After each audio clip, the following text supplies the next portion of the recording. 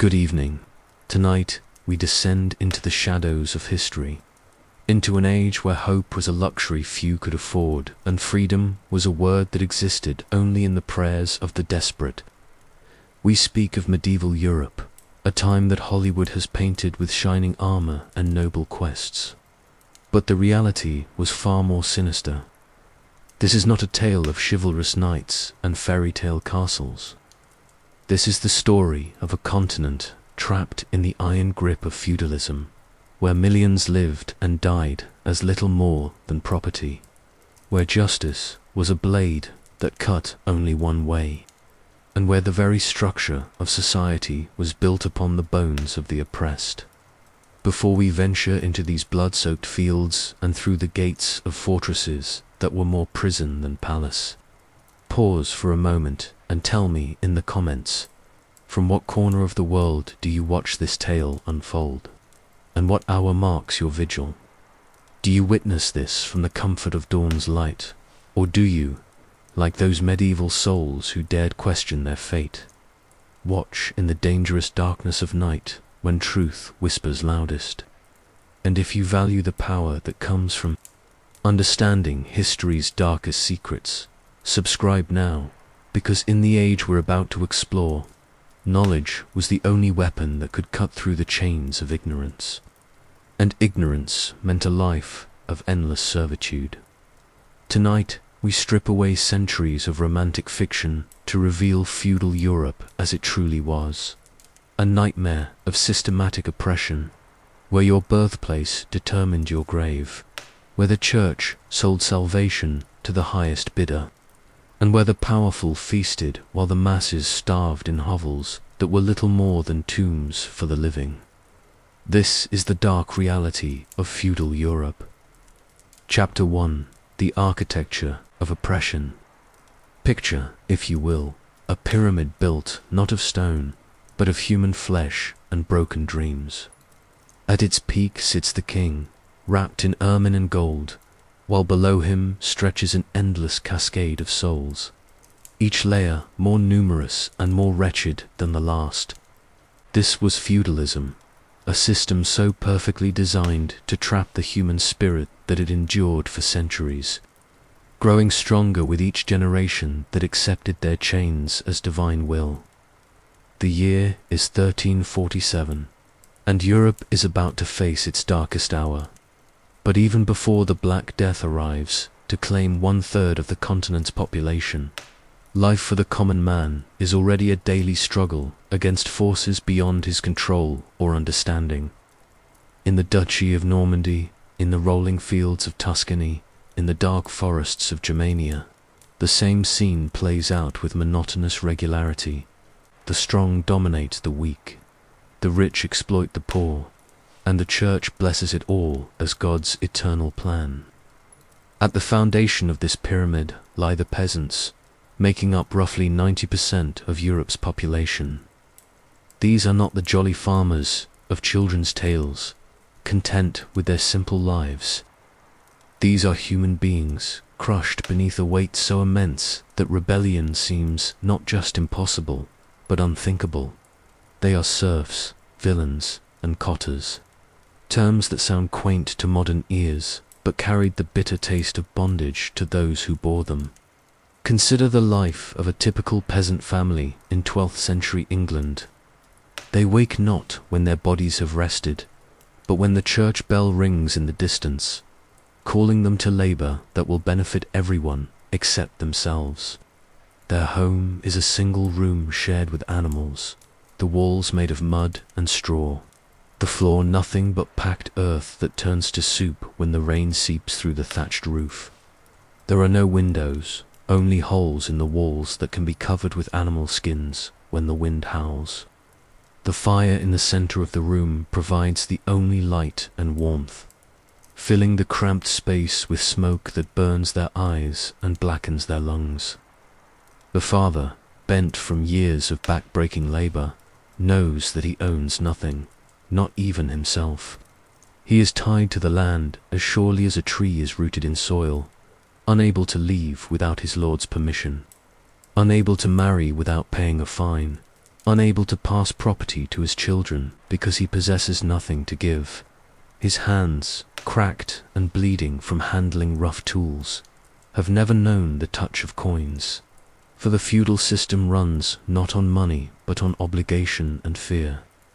His wife rises before dawn to milk the one scrawny cow they're permitted to keep, knowing that most of its milk will go to their lord's table. Her dress is the same one she married in, now patched and repatched until it resembles a patchwork of desperation. She has borne 7 children, but only 3 survive, the others claimed by diseases that the rich could easily afford to cure. Her belly, swollen with another pregnancy, carries not hope for the future but another mouth to feed in a world where food is always scarce. Their children, if they can be called children, are workers from the moment they can walk. The boy of 8 tends geese, knowing that if even one is lost, his family will face punishment that could mean starvation. The girl of 10 spins thread by candlelight, her small fingers bleeding from the rough hemp, her eyes straining in the darkness because candles are a luxury measured out like drops of gold. This family, like millions across Europe, exists in a state of perpetual debt to their lord. They owe him labor, they owe him a portion of everything they grow.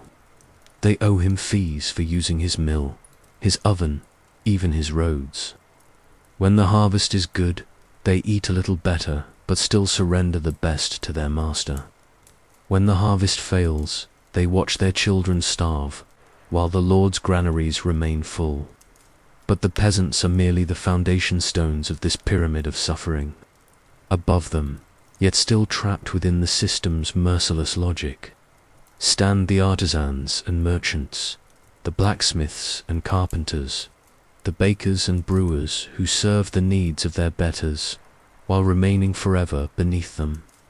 The village blacksmith, his arms thick with muscle and scarred by sparks, creates the weapons that will be used to keep him in his place. He forges the chains that bind other serfs, hammers out the horseshoes that carry knights to war, shapes the plowshares that till the earth he can never own. His skill makes him valuable, but value is not freedom.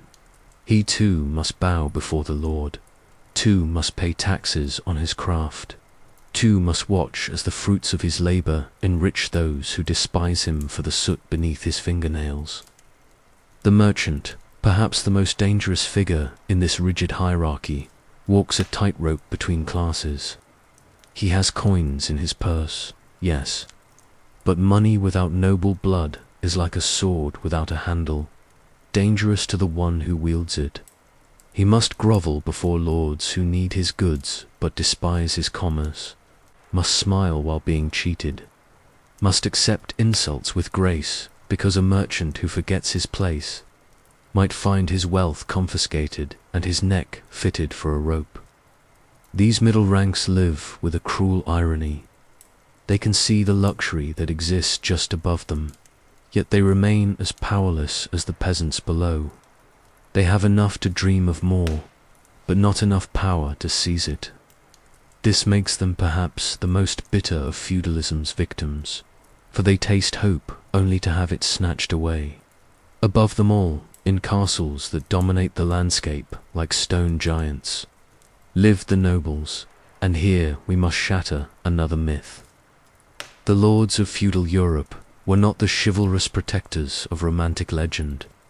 They were warlords, plain and simple, men who held power through violence and maintained it through fear. Their castles were not fairy tale palaces, but fortresses designed for one purpose: to project power over the surrounding countryside. Walk with me through the gates of such a castle, past guards who would kill you for looking at them wrong, into a world where absolute power has corrupted absolutely. The great hall reeks of rotting rushes, spilled wine, and unwashed bodies. Dogs fight over scraps beneath tables where nobles tear at meat with their hands, grease running down their chins as they discuss the latest ways to squeeze more profit from their human property. The lord of this domain, draped in furs, that cost more than a peasant family would see in 10 lifetimes.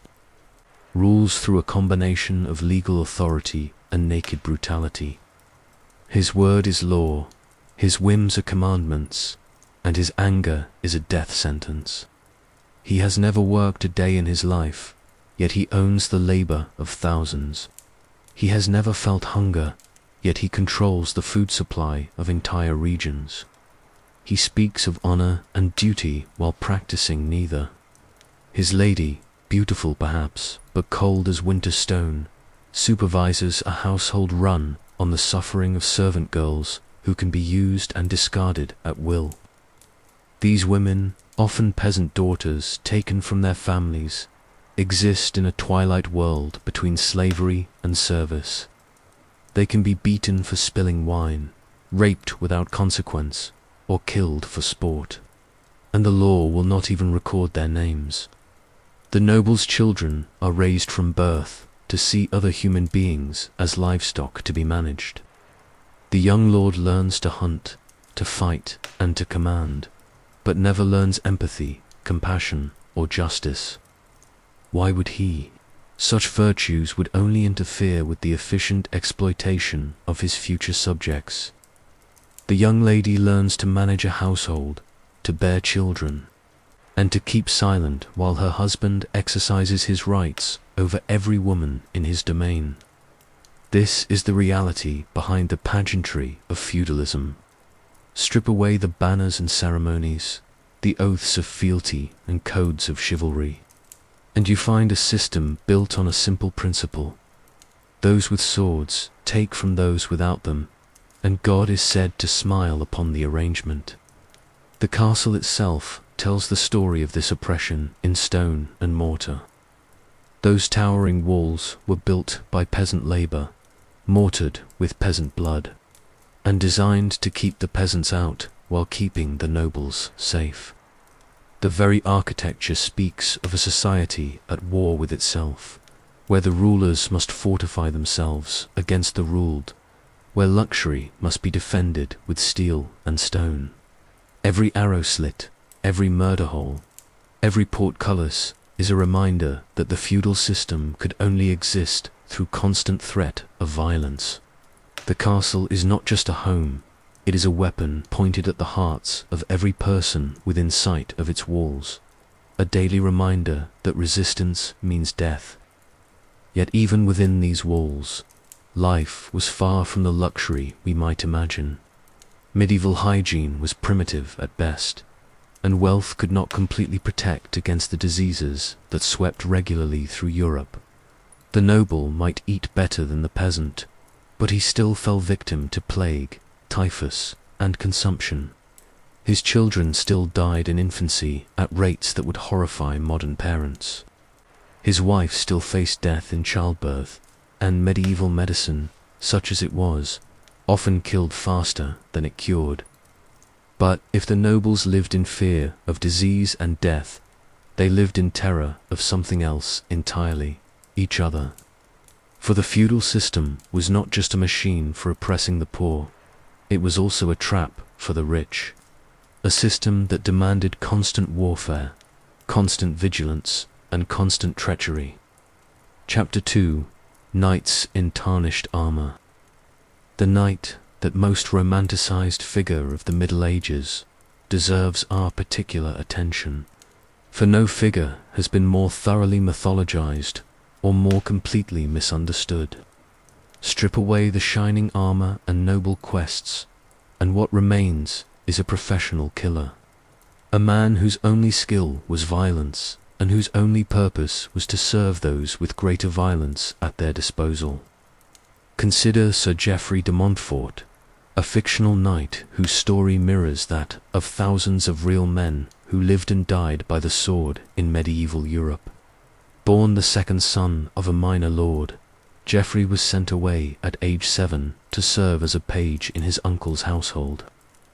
This was not an act of kindness, but of calculation, for younger sons were expensive burdens, mouths to feed who would inherit nothing. In his uncle's castle, young Geoffrey learned his first lessons in brutality. He was beaten regularly, not for misbehavior, but as preparation for the violence that would define his life. He learned to care for weapons and armor, to serve at table while better men ate, and to accept humiliation as the natural order of things. At 14, he became a squire, responsible for maintaining a knight's equipment and following him into battle, where he would witness horrors that would scar his soul if he still possessed one. The transformation from boy to knight was not a magical ceremony, but a brutal education in death. Geoffrey learned to thrust a lance through a man's chest, to swing a sword with enough force to cleave bone, to trample fallen enemies beneath his destrious hooves. He learned that mercy was weakness, that hesitation meant death, and that the only good enemy was a dead enemy. When he finally achieved knighthood at 21, Geoffrey was no longer entirely human. The boy who had once cried for his mother was gone, replaced by a killing machine wrapped in mail and steel. His heart, if it beat at all, beat only for war, for the rush of battle, and for the gold that came from successful pillaging. This was the reality of knighthood, not noble service, but professional savagery. Knights were the shock troops of feudalism, men who maintained the system through fear and bloodshed. They did not rescue damsels in distress. They were often the ones who put the damsels in distress. They did not protect the weak. They were the ones from whom the weak needed protection. The code of chivalry, so beloved by romantic historians, was largely a fiction created by later generations who could not bear to confront the truth of what their ancestors had been. The reality was far different. Knights fought for profit, pillaged for pleasure, and raped for sport. The very word chivalry comes from the French chevalier, meaning horseman, and it originally referred not to noble conduct, but simply to the fact that these men could afford horses. A knight's equipment tells the story of his true purpose. The sword, that supposed symbol of honor, was designed for one thing only: killing human beings as efficiently as possible. The lance was a tool for running down fleeing peasants. The mace was perfect for crushing skulls. The armor was not just protection, but intimidation, a walking reminder that this man was trained and equipped for violence on a scale that ordinary people could not imagine. But even the mightiest knight lived in constant fear, for the feudal system was built on violence, and violence has a way of consuming those who practice it.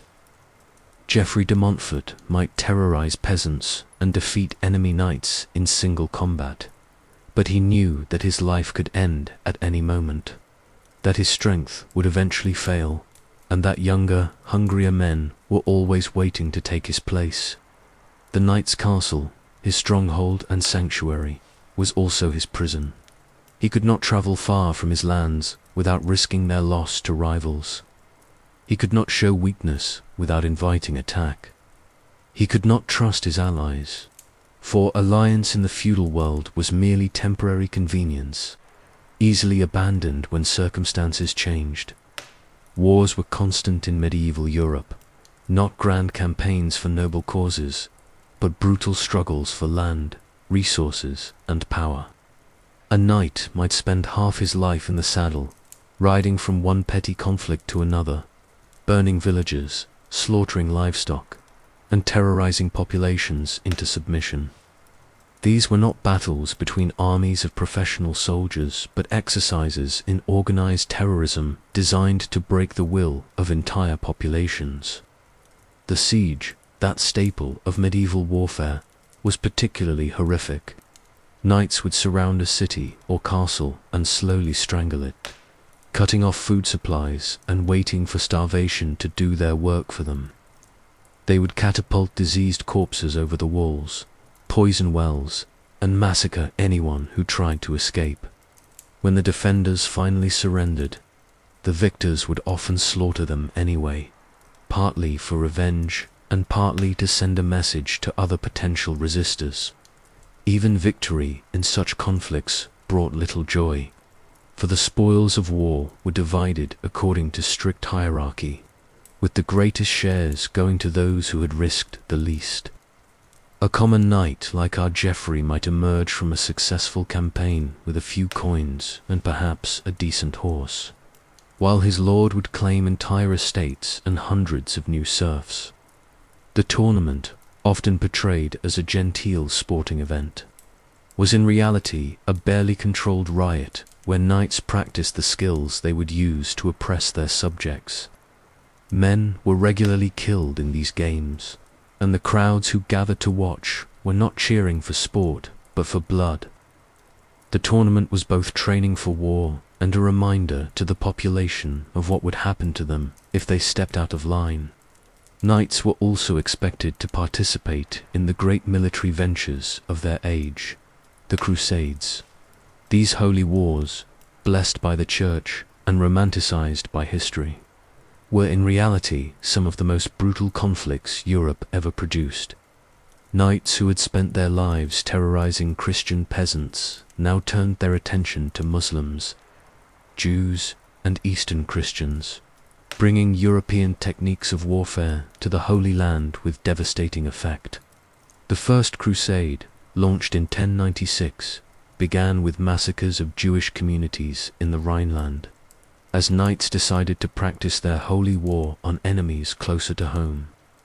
When they finally reached the Holy Land, they brought with them all the savage customs of European warfare, the massacre of prisoners, the enslavement of populations, and the systematic destruction of everything that could not be profitably exploited. Knights returned from these campaigns, not as heroes, but as hardened killers who had seen and done things that pushed them beyond the boundaries of human decency. Many never returned at all, dying of disease, starvation, or enemy action in lands thousands of miles from home.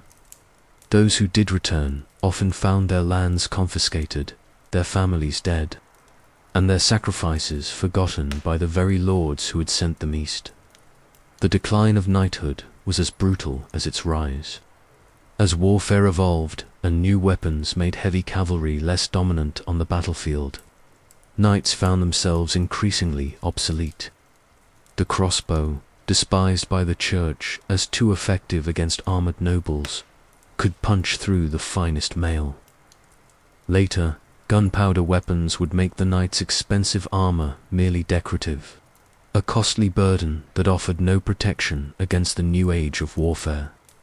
Many knights ended their days as bandits, using their military skills to prey upon the very people they had once been sworn to protect. Others became mercenaries, selling their services to whoever could pay, fighting for causes they despised against people they had never met. The luckiest found positions in royal armies, where they could at least maintain the pretense that their violence served some greater purpose. Sir Geoffrey de Montfort, if he survived long enough, might have lived to see crossbows and early firearms render his lifetime of training obsolete. He might have watched younger men with simpler weapons defeat knights who had spent decades perfecting the arts of mounted combat.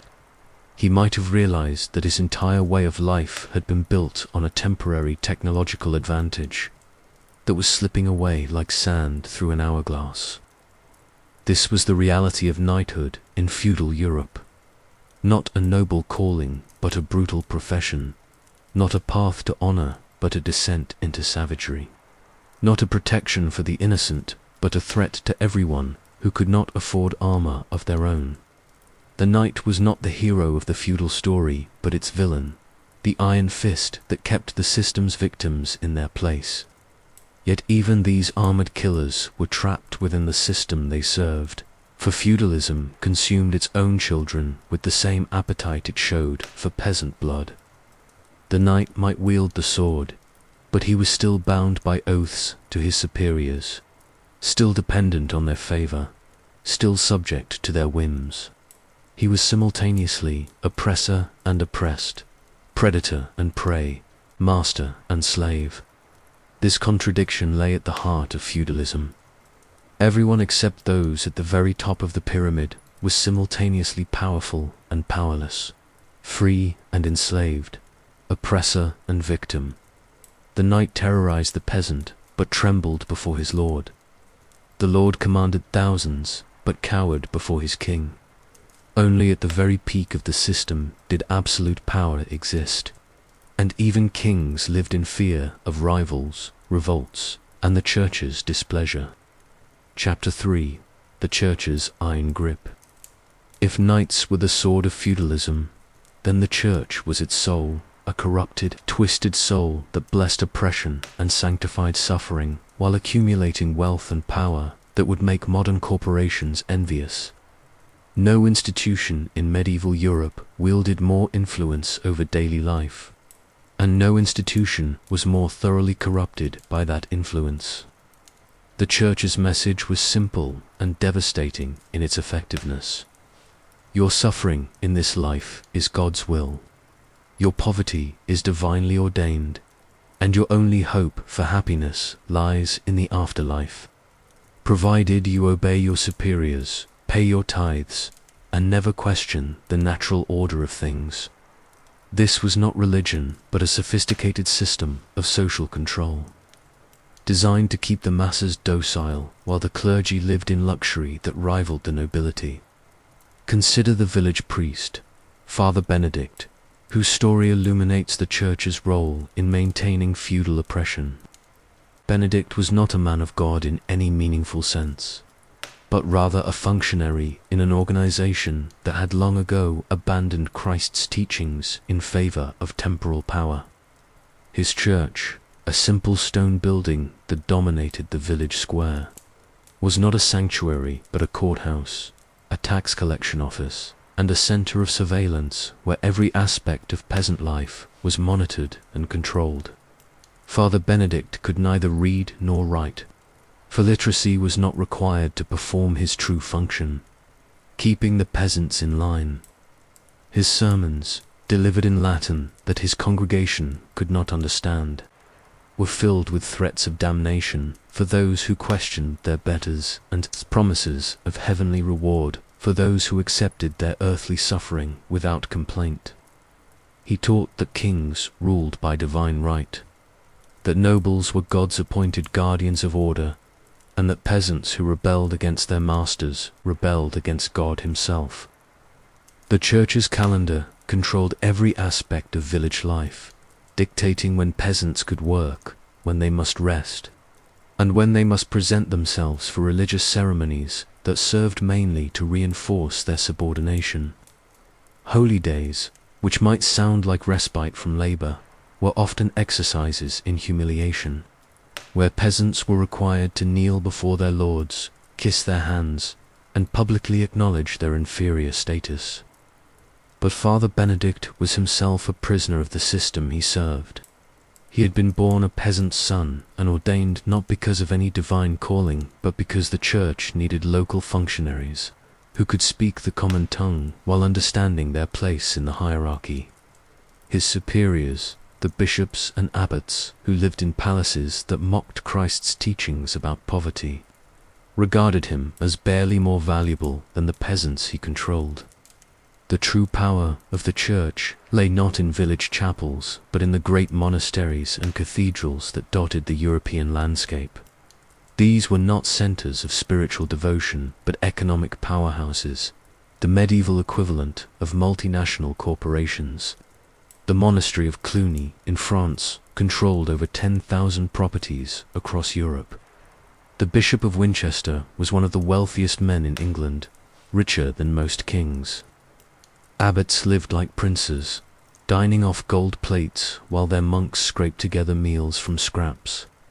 They wore silk robes while preaching the virtues of simple living, built palaces while their parishioners shivered in hovels, and accumulated treasures while the poor begged for bread at their gates. The contrast between their lifestyle and their message was so stark that it would have been comical if not for the human suffering it caused. The church's wealth came from multiple sources, each more cynical than the last. Tithes extracted 10% of every peasant's income, a crushing burden for families already living at subsistence level. The church owned vast estates worked by serfs who labored not for earthly masters, but for the glory of God, which somehow required the same backbreaking work and produced the same miserable conditions. Perhaps most lucrative was the sale of salvation itself. The church taught that sins could be forgiven not through repentance and good works, but through monetary payments. Indulgences, the ultimate corruption of Christian doctrine, allowed the wealthy to purchase forgiveness for any crime, while the poor faced eternal damnation for minor transgressions they could not afford to absolve. The practice of simony, the buying and selling of church offices, turned spiritual leadership into a commodity for the highest bidder. Wealthy families would purchase bishoprics for their younger sons, not to serve God, but to secure political power and economic advantage. These purchased prelates had no more spiritual calling than a merchant has for his goods, but they wielded absolute authority over the souls entrusted to their care. The church's courts operated parallel to secular justice, creating a system where the powerful could choose which law applied to their crimes. A noble who committed murder might face secular execution, but if he claimed benefit of clergy, he could be tried in church courts that were notorious for their leniency toward the wealthy. Meanwhile, peasants accused of stealing bread faced hanging, while bishops who stole entire kingdoms faced nothing more than gentle reproof. The Inquisition, that most notorious of church institutions, revealed the full extent of ecclesiastical corruption. Originally created to combat heresy, it quickly became a tool for eliminating political opponents, seizing property, and terrorizing populations into submission. The Inquisition's procedures made a mockery of justice.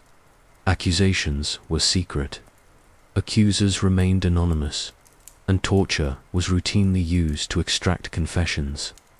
But the Inquisition's true purpose was not theological but economic. The property of convicted heretics was confiscated, with a portion going to the church and the remainder to secular authorities.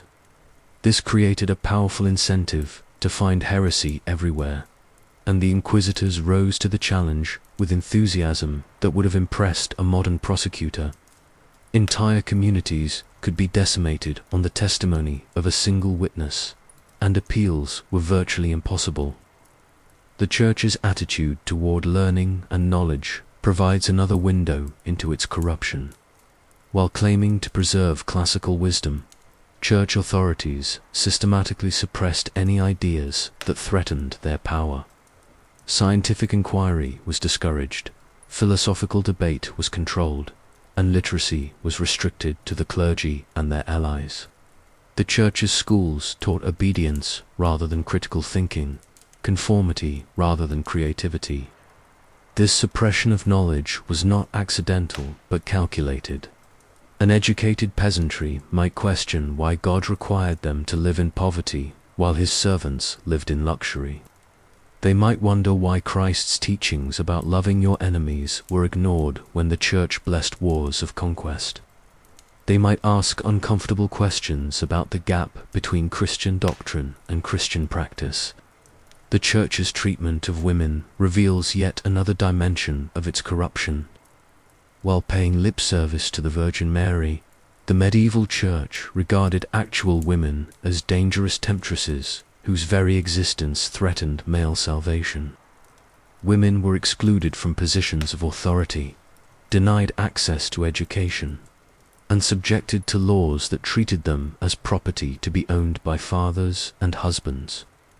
The Church's celibacy requirements, designed to prevent priestly dynasties from inheriting church property, created a class of sexually frustrated men with absolute power over vulnerable populations.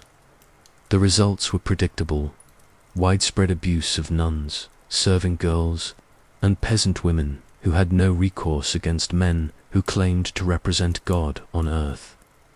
These crimes were covered up, denied, or blamed on the victims, establishing patterns of institutional protection that would persist for centuries. Pilgrimage, that supposedly spiritual journey undertaken by the faithful, became another source of church revenue.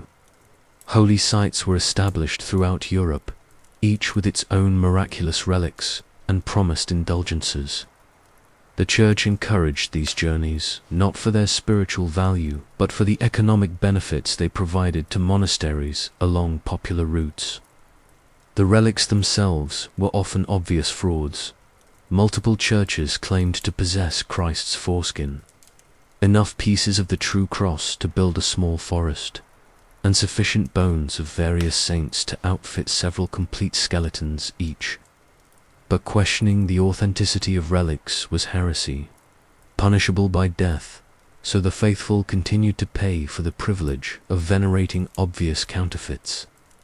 The Church's educational institutions, the first universities in Europe, were not centers of free inquiry, but training grounds for future clergy and administrators. Students learned theology that reinforced existing power structures, law that justified noble privilege, and philosophy that proved the natural superiority of their betters.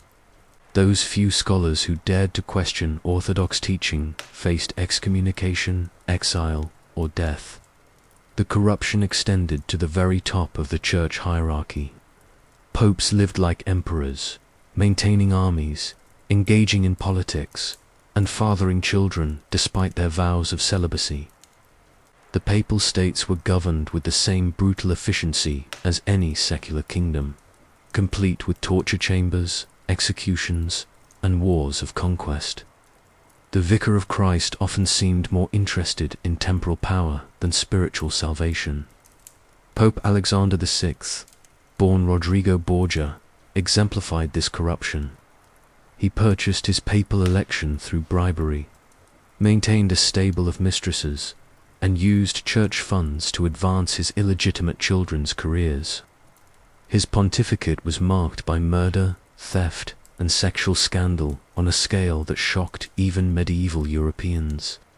Yet he remained pope until his death, protected by the same institution that condemned peasants to hell for stealing crusts of bread. The Great Schism of 1378 to 1417 revealed the Church's complete abandonment of spiritual authority. For nearly 40 years, 2 and sometimes 3 men claimed to be the legitimate pope, each excommunicating the others and their followers. The spectacle of competing popes hurling anathemas at each other while their armies fought for control of church property destroyed any pretense that the papacy was guided by divine wisdom rather than human ambition. Yet even in its corruption, the Church remained the most powerful institution in medieval Europe. Its blessing was required for royal coronations. Its courts could overturn secular judgments, and its threat of excommunication could topple kingdoms. The Church had successfully convinced an entire continent that salvation required submission, not just to God, but to God's self-appointed representatives on earth.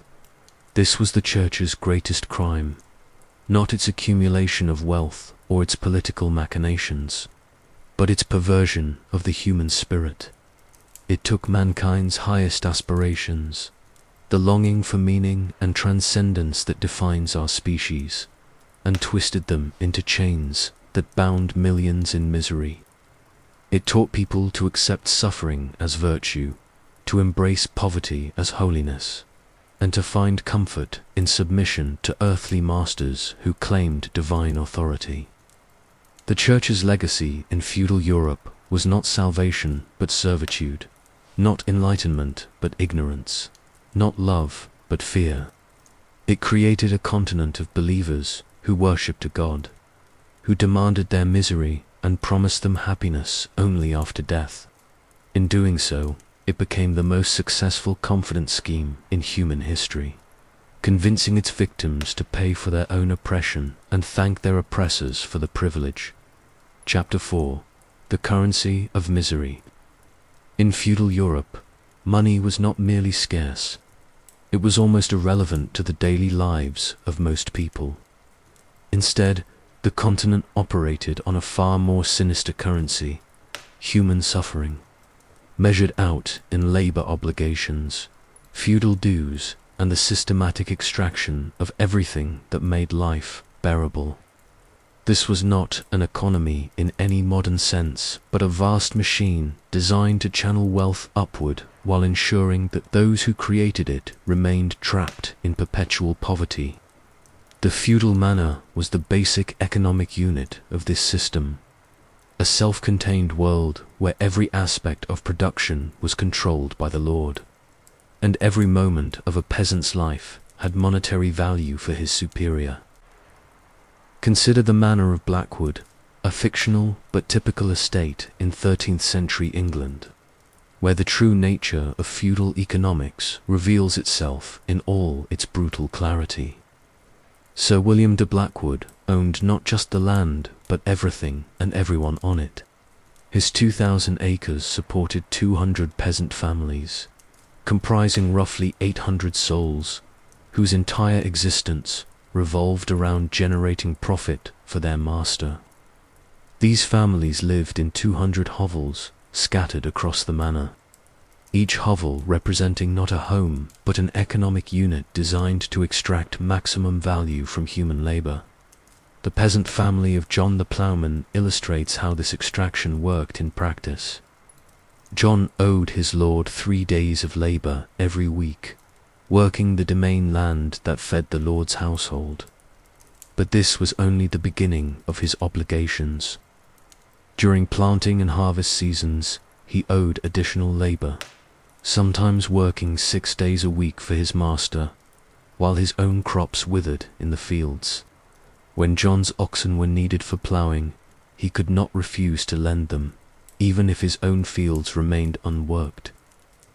When his cart was required for hauling grain to market, he had no choice but to comply, even if his family's harvest rotted while he served his lord's needs. His tools, his animals, and his labor belonged to Sir William as surely as if they were branded with the lord's mark.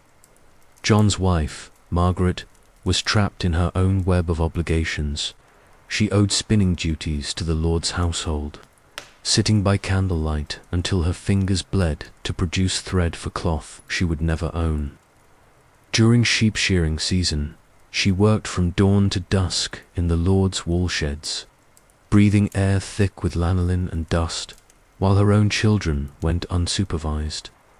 Her skill with a needle meant additional duties mending and creating garments for the lord's family, work that brought no compensation but could not be refused. Their children were economic assets from the moment they could walk. Young Tom, barely 8 years old, spent his days watching the lord's geese, knowing that a single lost bird would mean a beating and a fine his family could not afford. His sister Alice, at 10, worked in the dairy, churning butter and making cheese that would grace tables she would never be permitted to approach. Every child on the manor was a worker first and a human being second. The crops that John's family grew on their assigned strips of land were subject to a bewildering array of taxes and obligations. They paid tallage, a tax on their harvest that could claim up to half of everything they produced. They paid tithes to the church, another tenth of their crops that disappeared into ecclesiastical granaries. They paid Harriet when the family head died, surrendering their best ox or cow as a death tax that often pushed survivors into destitution. The Lord's Mill monopoly exemplified the system's calculated cruelty. Peasants were forbidden to grind their grain anywhere except at the Lord's Mill, where they paid a percentage of their flour as a milling fee. The mill was deliberately maintained in poor condition, grinding slowly and poorly, but peasants had no alternative. Attempting to grind grain elsewhere, or, God forbid, constructing their own hand mills, was a crime punishable by fines that could bankrupt a family. Similarly, the Lord's oven monopoly forced peasants to bake their bread at his facilities, paying for the privilege of cooking food they had grown and ground at his mill. The lord's alehouse held exclusive rights to sell ale, the primary drink of medieval peasants, since water was often contaminated. Every aspect of basic survival required payments to the lord, creating a closed system where escape was impossible. The forest, that vast wilderness that covered much of medieval Europe, was another source of systematic exploitation. Peasants were forbidden to hunt deer, boar, or even rabbits, despite the fact that these animals regularly destroyed their crops. The penalty for poaching was death, but starving peasants had no alternative when their families faced starvation. The lord's hunting parties trampled peasant fields with impunity, their horses and hounds destroying crops that represented months of back-breaking labor. Even dead wood, fallen branches that peasants desperately needed for fuel, could not be gathered without permission and payment. The right to collect twigs for kindling, called houseboat, was a privilege that could be revoked at any time. Peasants often froze in their hovels rather than risk the lord's wrath by taking wood without permission. The manorial court, held monthly in the lord's hall, was where the economic oppression of feudalism received its legal sanction. Here, Sir William or his steward dispensed a justice that served only economic interests. Peasants were fined for allowing their animals to stray onto the lord's land, even when driven there by hunger. They faced penalties for failing to maintain roads they were forced to build, for not attending compulsory labor that prevented them from feeding their families, and for the crime of being too poor to pay previous fines. The court records, meticulously kept by clerks who served the lord's interests, revealed the systematic nature of this exploitation. John Miller fined 2 shillings for grinding grain at home. William Carter fined 6 pence for failing to provide cart for lord's use. Thomas Shepherd fined 4 pence for losing 1 sheep to wolves. These seemingly small amounts represented weeks or months of income for peasant families, creating a cycle of debt that could never be broken. Marriage itself became a source of revenue through the practice of macheta or foblio, a tax levied when peasant daughters married. This bride price was not paid by the groom's family, as in some cultures, but by the bride's family to their lord, as if compensating him for the loss of a breeding animal. The amount varied according to the lord's assessment of the woman's economic value, creating the grotesque spectacle of fathers haggling with their masters over the price of their daughter's happiness. When peasants died, the Harriet tax claimed their best possessions, often leaving widows and orphans with nothing but debt. When they lived, they faced tillage, scutage, and a dozen other taxes with names that sound quaint but represented real hunger for those who paid them. The system was designed to ensure that no peasant family could ever accumulate enough wealth to escape their bondage. The seasonal rhythm of manor life was dictated not by natural cycles but by economic necessity.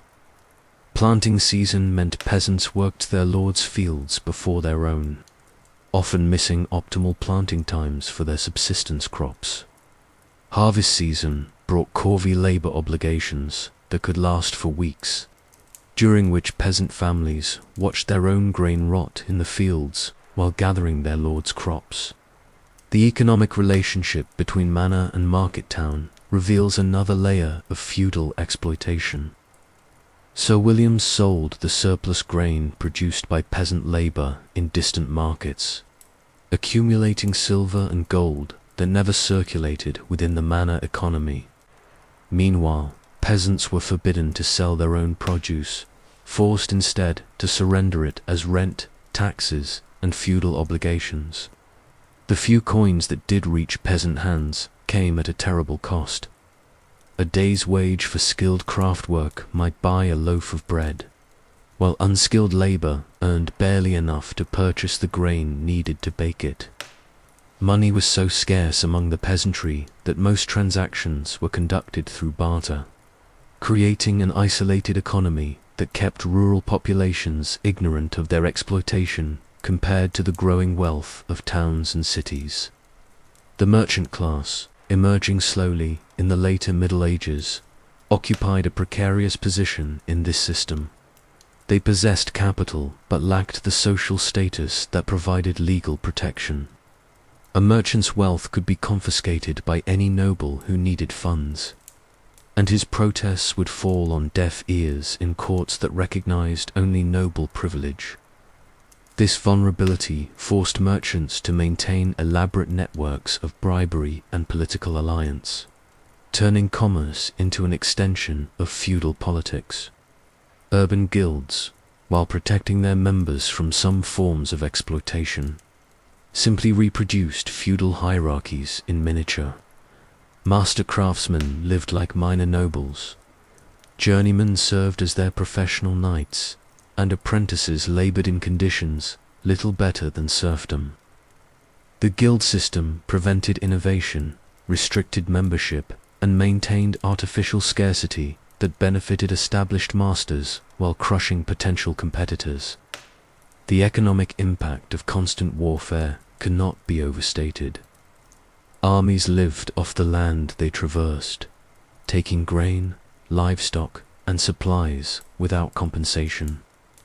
A single military campaign could devastate entire regions, destroying crops, burning villages, and slaughtering animals that represented years of peasant investment.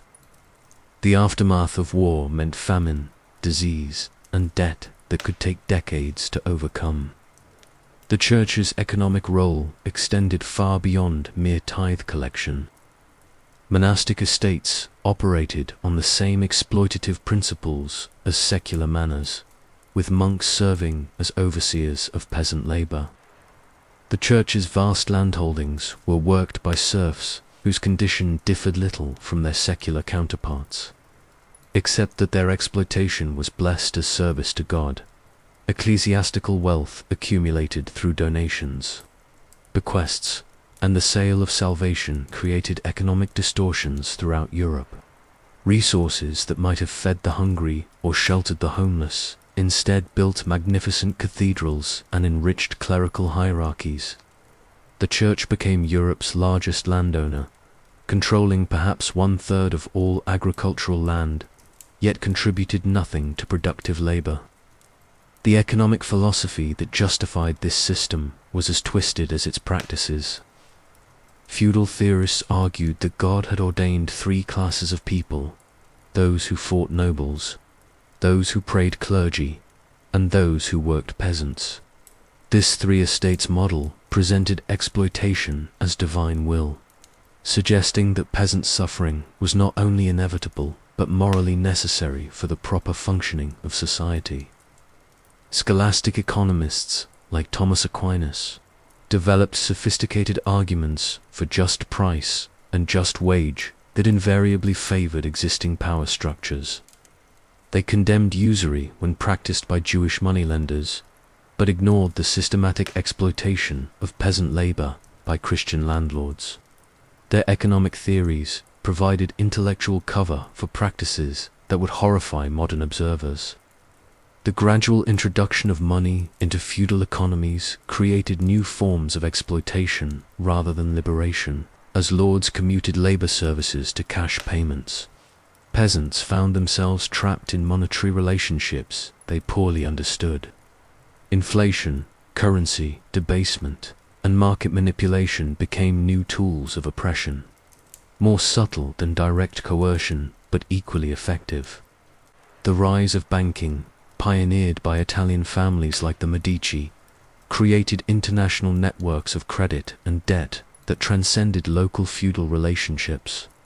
But this financial revolution served mainly to facilitate larger-scale exploitation, allowing distant landlords to extract wealth from properties they never visited, peasants they never saw, and communities they never understood. The economic legacy of feudalism extended far beyond its formal abolition. The concentration of land ownership, the association of manual labor with social inferiority, and the belief that poverty reflected moral failure all survived the transition to capitalism. The feudal economy created cultural attitudes toward wealth, work, and social hierarchy that influenced European development for centuries. Chapter 5. The Machinery of Justice. Justice in feudal Europe was not blind. It was blindfolded by golden silk and led by a jeweled leash held firmly in the hands of the powerful.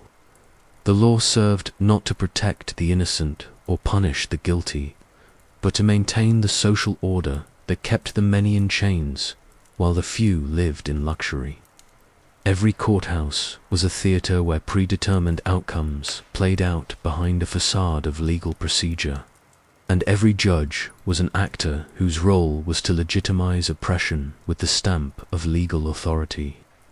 The very concept of law in feudal society rested on the principle that different classes of people deserved different standards of justice. A noble's oath was worth more than a peasant's life. A knight's testimony outweighed the word of a dozen commoners, and a clergyman's claim to innocence was nearly unassailable. This was not accidental bias, but systematic design, a legal framework constructed to ensure that power flowed upward and justice trickled down in ever-diminishing portions. Consider the case of Baron Edmund de Ravenshollow, accused of raping and murdering a merchant's daughter in the town of Millhaven. The evidence was overwhelming. Witnesses had seen him dragging the girl into his chambers. Her screams had been heard throughout the inn, and her mutilated body bore clear signs of the violence done to her. In any just system, such evidence would have led to swift conviction and punishment. But feudal justice operated by different rules entirely. Baron Edmund claimed benefit of clergy, arguing that as a patron of the church, he should be tried in ecclesiastical courts known for their leniency toward the noble and wealthy. When this failed, he invoked his right to trial by combat, offering to prove his innocence through the strength of his sword arm. The merchant, a middle-aged man with no military training, could hardly be expected to defeat a professional warrior in single combat. So justice would presumably be served by watching the girl's father die in a futile attempt to avenge his daughter.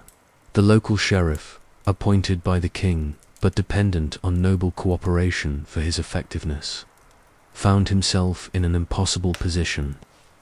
Convicting Baron Edmund might mean war with his powerful family, loss of his position, and possibly his life. Acquitting him would outrage the townspeople and potentially lead to rebellion. The solution was typically feudal: delay, obfuscation, and the gradual transformation of a clear case of murder into a complex legal puzzle that could be debated indefinitely. Months passed while clerks searched for precedents. Witnesses mysteriously disappeared or changed their testimony, and the baron's gold flowed freely into appropriate hands.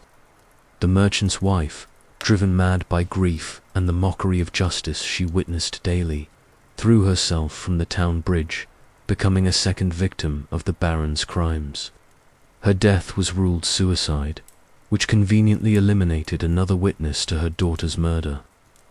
Eventually, Baron Edmund agreed to pay a fine to the king's treasury and perform penance at a monastery known for its comfortable accommodations and excellent wine cellars.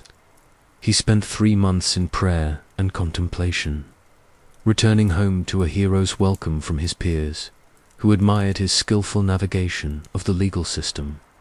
The merchant, bankrupted by legal fees and driven from the town by the baron's supporters, died in poverty, his quest for justice having destroyed everything he once possessed. This case, fictional but representative of thousands of real injustices, illustrates how feudal law served the interests of power rather than truth. The legal system was not designed to discover guilt or innocence, but to maintain social stability by ensuring that challenges to authority were defeated regardless of their merit. The manor court, where most peasants encountered the law, was perhaps even more corrupt than royal courts, because it operated without even the pretense of impartiality. Here, the lord or his steward served as judge, jury, and beneficiary of the fines imposed on hapless villagers. The court met monthly, ostensibly to resolve disputes and punish crimes, but its real purpose was revenue generation through the systematic penalization of peasant life. Imagine attending a session of the Blackwood Manor Court in 1284. Sir William de Blackwood presides from his oak chair, flanked by his bailiff and a clerk whose job is to record fines rather than testimony. Before him stand a dozen peasants, summoned to answer charges that range from the serious to the absurd. Tom Miller faces accusation of grinding grain at home, a crime against his lord's monopoly on milling services. The evidence is a handful of flour found in his cottage. But Tom's protest that he ground only enough barley for gruel to feed his sick child falls on deaf ears. The fine is 6 pence, more than Tom earns in a month, payable immediately or he will lose his cottage and plot of land. Alice Weaver is charged with gleaning grain from fields after harvest, traditionally a right of the poor, but recently declared theft by Sir William's interpretation of manor law. Her defense that her children were starving is irrelevant. The law recognizes only property rights, not human needs.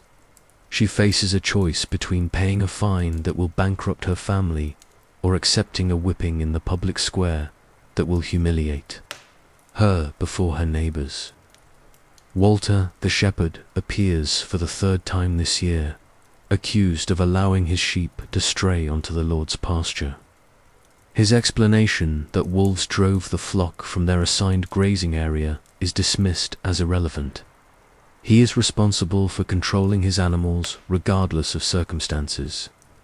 The repeated nature of his offense doubles the fine, and Sir William hints that future violations might be treated as deliberate theft, punishable by death. The court also hears a case of wife-beating, but the proceedings reveal the law's twisted priorities. Hugh the Thatcher is accused of beating his wife Margaret so severely that she cannot work in the Lord's fields. The charge is not assault or cruelty, but damage to the Lord's property, since Margaret's labour belongs to Sir William rather than herself. Hugh is fined for reducing his lord's workforce, but no penalty is imposed for the violence done to his wife. The most serious case involves Peter the forester, accused of poaching deer in the royal forest. Peter, a gaunt man whose children have not eaten meat in months, admits to killing a young buck, but argues that starvation justified his crime. This defense only worsens his situation, as it constitutes a confession that eliminates any need for trial. The penalty for poaching is death, and Peter will hang within the week unless he can produce the enormous fine that might commute his sentence to mutilation. These cases were not aberrations, but typical examples of feudal justice in action. The law existed not to protect people, but to protect property, and in feudal society, people were property. Peasants who violated their obligations to their lords faced punishment, not because they had harmed anyone, but because they had damaged economic relationships that benefited their superiors. The procedures of feudal courts made mockery of any genuine search for truth. Trials by ordeal, supposedly revealing God's judgment, were rigged in favor of those who could afford to bribe the priests who administered them. Trial by combat favored the strong over the righteous, while trial by compurgation allowed the wealthy to purchase favorable testimony from oath helpers who swore to their character. The legal concept of benefit of clergy created a parallel system of justice for the educated and connected. Anyone who could read a verse from the Bible, typically Psalm 51, could claim clerical status and transfer their case to church, courts known for their lenient treatment of literate defendants. This neck verse, so called because it could save a man's neck from the hangman's noose, became a literal license for crime among the educated classes. Church courts themselves operated on principles that would be laughable if their consequences were not so tragic. Priests accused of sexual assault could purge themselves of charges by swearing oaths of innocence, often supported by fellow clergy who had financial incentives to protect their colleagues. Meanwhile, women who accused priests of rape faced charges of seducing holy men, with penalties that could include public shaming, physical punishment, or banishment. The punishment of crime in feudal Europe reflected the same class distinctions that pervaded every aspect of society. Nobles guilty of murder might face exile or fine, while peasants died for stealing bread. Knights who raped peasant women often escaped with minor penances, while peasant men who looked too boldly at noble ladies could lose their eyes. The severity of punishment depended not on the nature of the crime, but on the social status of both victim and perpetrator. Public executions served multiple purposes in the feudal system of justice. They provided entertainment for populations that had few diversions from lives of grinding monotony. But more importantly, they served as warnings to anyone who might consider challenging the established order. The scaffold was a pulpit from which the state preached its most important sermon. This is what happens to those who forget their place. The methods of execution varied according to the crime and the criminal's social status. Nobles faced the relatively merciful death of beheading, their noble blood too pure to be spilled by common rope or fire. Commoners convicted of treason were hanged, drawn, and quartered, their bodies torn apart as symbols of the dismemberment that awaited any body politic that challenged royal authority. Women convicted of murdering their husbands faced burning, since such crimes were considered treason against the natural order that made husbands masters of their households. Torture, that most reliable method of extracting confessions regardless of guilt or innocence, was an accepted part of legal procedure throughout feudal Europe. The rack stretched bodies until joints separated, the wheel crushed bones with systematic precision, and the strappado dislocated shoulders while creating agony beyond description. These devices were not tools of sadistic pleasure, but instruments of legal procedure, designed to reveal truth through the application of unbearable pain. The assumption underlying judicial torture was that the innocent would endure any suffering rather than confess to crimes they did not commit, while the guilty would eventually break and admit their wrongdoing. This logic was flawed in ways that should have been obvious. Innocent people in unbearable pain would say anything to make it stop, while hardened criminals might endure torture without confession. But flawed logic was irrelevant when the real purpose was not discovering truth, but legitimizing predetermined outcomes. The feudal legal system also created elaborate hierarchies of courts that ensured justice could be purchased at every level. Manor courts handled local disputes and petty crimes. Royal courts dealt with serious felonies and noble defendants, and church courts claimed jurisdiction over clergy and matters deemed spiritual. Appeals could theoretically carry cases from lower to higher courts, but the costs involved made such procedures available only to the wealthy. This multiplicity of jurisdictions created opportunities for endless legal maneuvering by those who could afford skilled advocates. A clever lawyer might argue that his client's case belonged in a different court, the witnesses were incompetent to testify, or that procedural errors invalidated the entire proceedings. Each argument required time, money, and legal expertise that placed justice beyond the reach of common people. The corruption of legal officials was so systematic that it hardly qualified as corruption at all, being instead the normal operation of the system. Sheriffs purchased their positions from the crown and recouped their investments by extorting money from anyone, unfortunate enough to require their services. Judges received portions of the fines they imposed, creating obvious incentives to find defendants guilty regardless of evidence.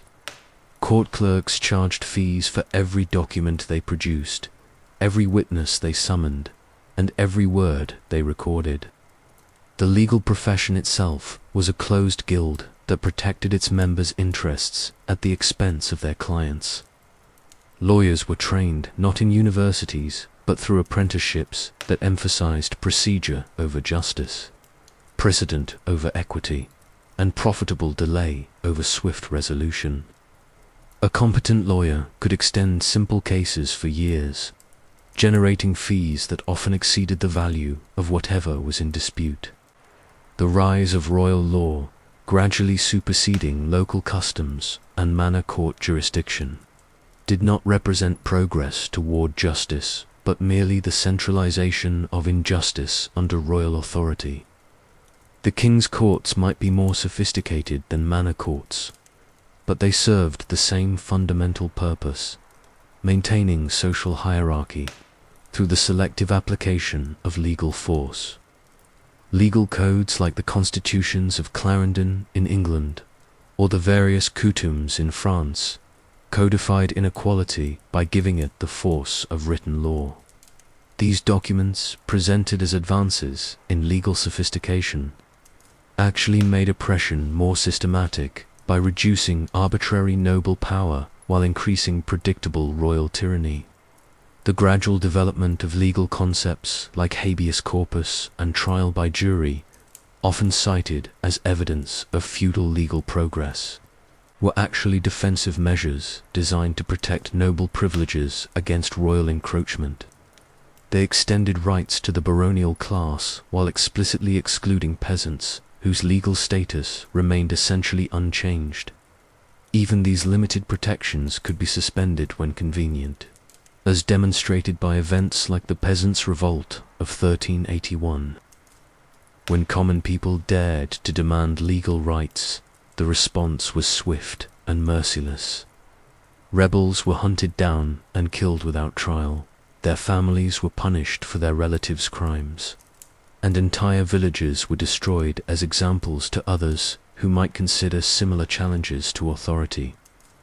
The legacy of feudal justice extended far beyond the Middle Ages, establishing legal traditions that influenced European law for centuries. The principle that wealth could purchase better legal representation, that different classes deserved different standards of treatment, and that the law served primarily to protect property rather than people, all survived the transition to modern legal systems. In the feudal system of justice, the scales were not balanced but weighted with gold, and the sword was not sheathed in righteousness but sharpened on the grindstone of class privilege.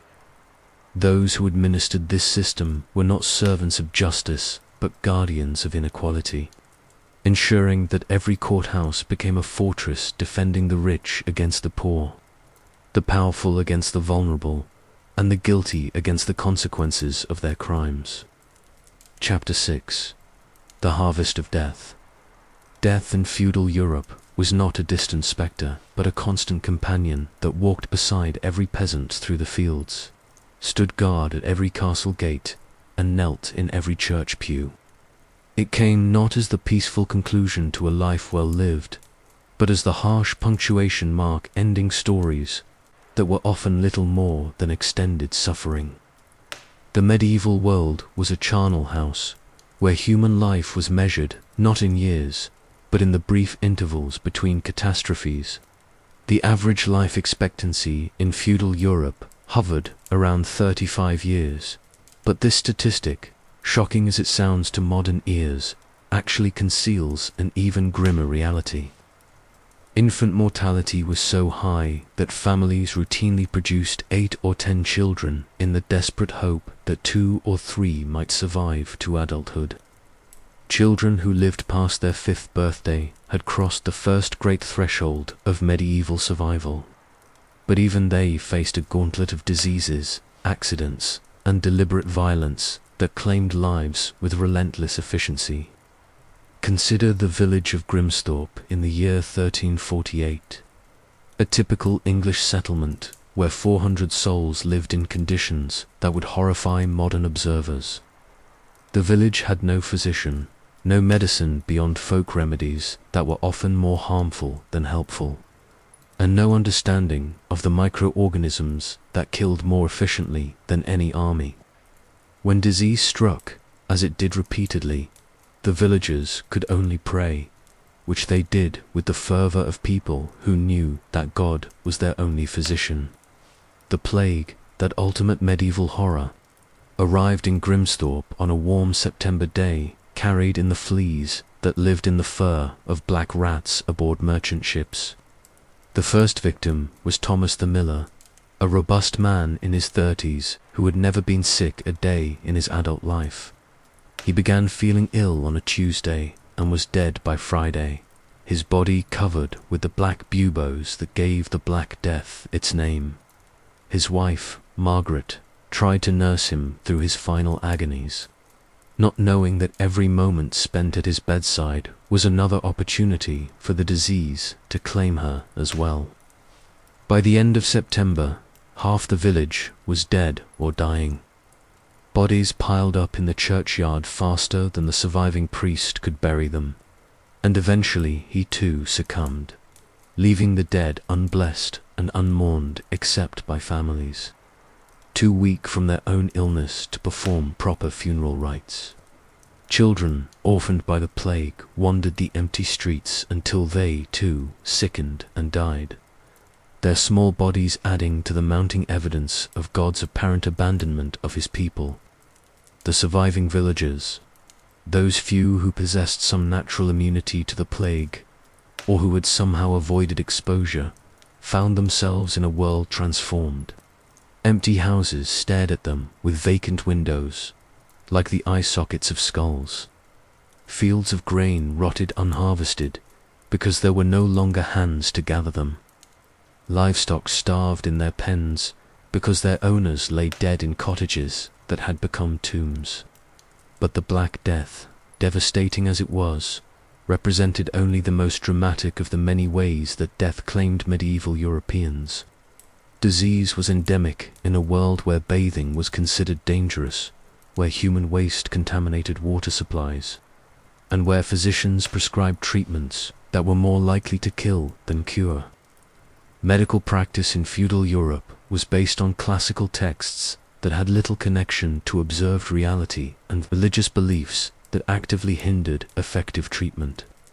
The theory of the four humours, inherited from ancient Greece, held that illness resulted from imbalances between blood, phlegm, yellow bile, and black bile. Treatments consisted of bloodletting, purging, and other interventions designed to restore humoral balance, but which actually weakened patients and increased their likelihood of death. Physicians, few in number and available only to the wealthy, were trained in universities where they studied ancient authorities rather than actual patients. They could quote Galen and Hippocrates extensively, but had never performed a dissection or observed the progression of disease in living patients. Their treatments, elaborate and expensive, served mainly to enrich the doctor while impoverishing the patient's family without providing any real benefit to the sufferer.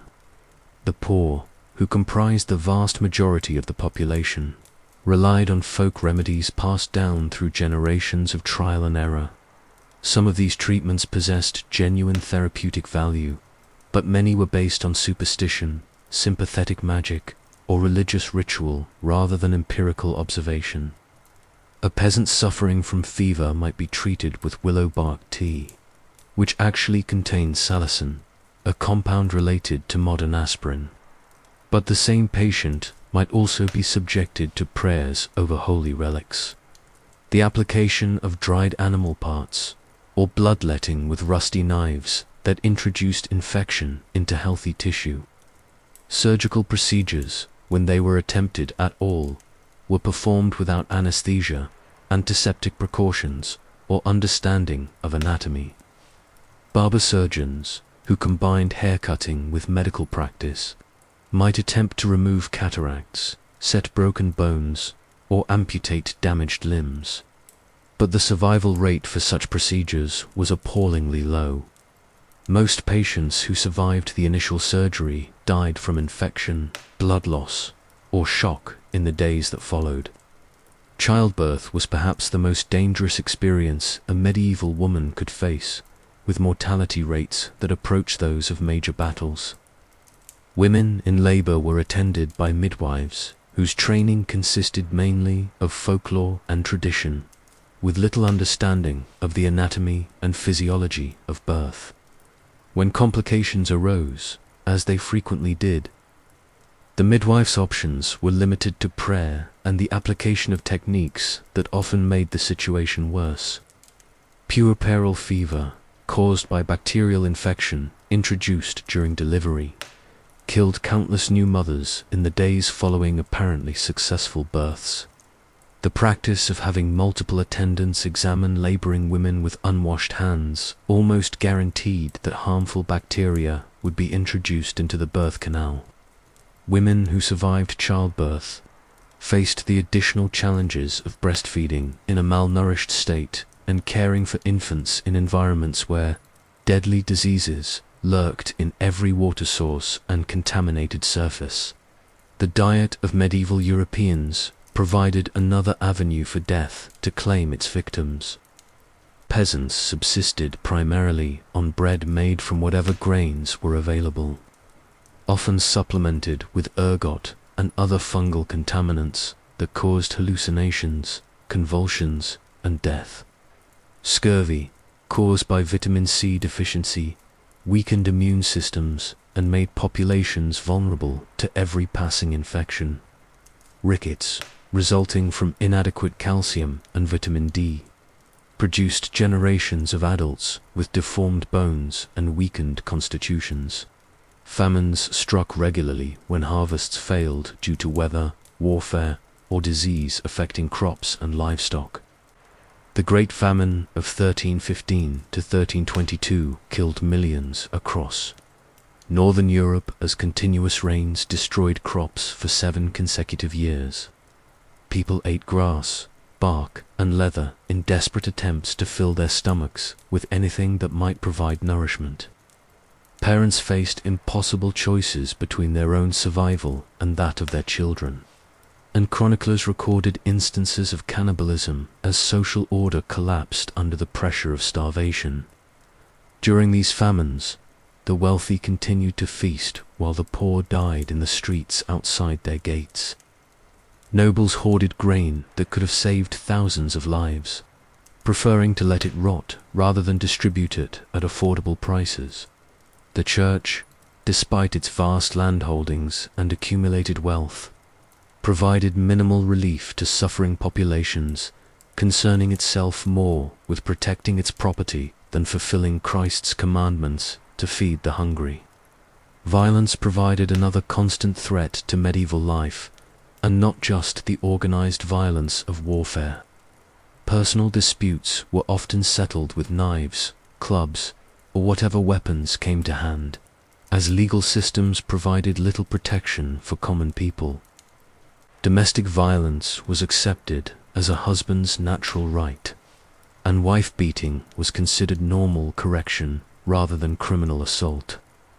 Child abuse was similarly unremarkable in a world where children were viewed as economic assets rather than individuals deserving protection. Accidental death claimed victims with equal efficiency. Buildings constructed with flammable materials and heated by open fires burned regularly, trapping inhabitants who had no escape routes planned and no organized firefighting capabilities. Wells and other water sources, inadequately protected, claimed the lives of children and adults who fell in and could not be rescued. Tools and machinery, constructed without safety considerations, maimed and killed workers who had no understanding of the risks they faced. The psychological impact of living surrounded by death cannot be underestimated. Medieval Europeans developed a fatalistic worldview that accepted suffering as inevitable and death as potentially imminent.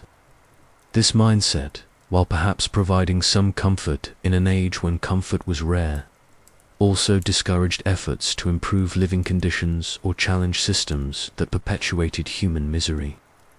Religious teachings reinforced this acceptance by portraying earthly life as a vale of tears to be endured rather than enjoyed, with true happiness possible only in the afterlife. The Church taught that suffering was spiritually beneficial, that poverty was blessed, and that accepting one's lot without complaint was a Christian virtue. These doctrines served the interests of the ruling classes by discouraging rebellion, but they also prevented the social changes that might have reduced the death toll from preventable causes. Art and literature of the medieval period reflected this obsession with mortality. The Dance of Death, or Danse Macabre, depicted skeletons leading people of all social classes to their graves, reminding viewers that death was the great equalizer that claimed peasant and prince alike. Memento mori imagery appeared in churches, manuscripts, and personal objects, constantly reminding people that their time on earth was limited and uncertain.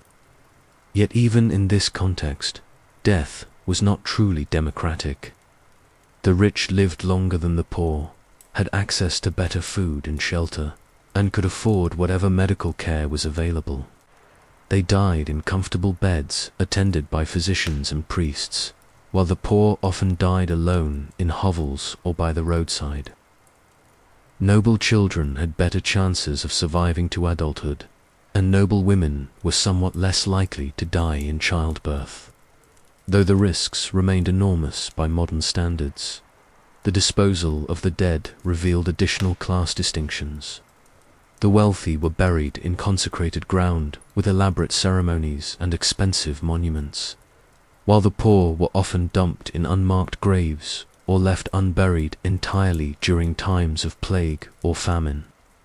The Church charged fees for funeral services, grave sites, and prayers for the dead, meaning that even in death, the poor received inferior treatment to their social superiors. Epidemic diseases returned with cyclical regularity, each outbreak claiming lives that had been spared by previous catastrophes. Smallpox, typhus, influenza, and dysentery swept through populations that had no immunity and no effective treatments. Each epidemic left behind traumatized survivors who lived in constant fear of the next outbreak, knowing that survival once provided no guarantee of future immunity. The cumulative effect of these repeated catastrophes was a population in constant crisis, never allowed sufficient time to recover fully from one disaster before the next arrived. Families were repeatedly broken apart by death, communities were devastated by disease, and entire regions could be depopulated by combinations of war, famine, and plague. The social fabric that held medieval society together was constantly being torn and rewoven as death removed key individuals, and survival required constant adaptation. This omnipresence of death shaped every aspect of medieval life, from religious practices to economic systems to political structures. It created a world where planning for the future was difficult because the future was so uncertain, where investment in infrastructure was limited because destruction seemed inevitable, and where human relationships were constrained by the knowledge that separation by death could occur at any moment. In the end, the harvest that death reaped in feudal Europe was not just individual lives, but human potential itself. Countless individuals who might have made contributions to science, art, literature, or social progress never had the opportunity to develop their talents because they died young from preventable causes. The cumulative loss of human intelligence, creativity, and compassion represented a tragedy whose dimensions can barely be calculated. The medieval acceptance of high mortality rates was not philosophical wisdom, but a psychological defense mechanism that allowed people to function in impossible circumstances, when death is everywhere. The living must learn not to think too deeply about their mortality, or they risk being paralyzed by fear and despair.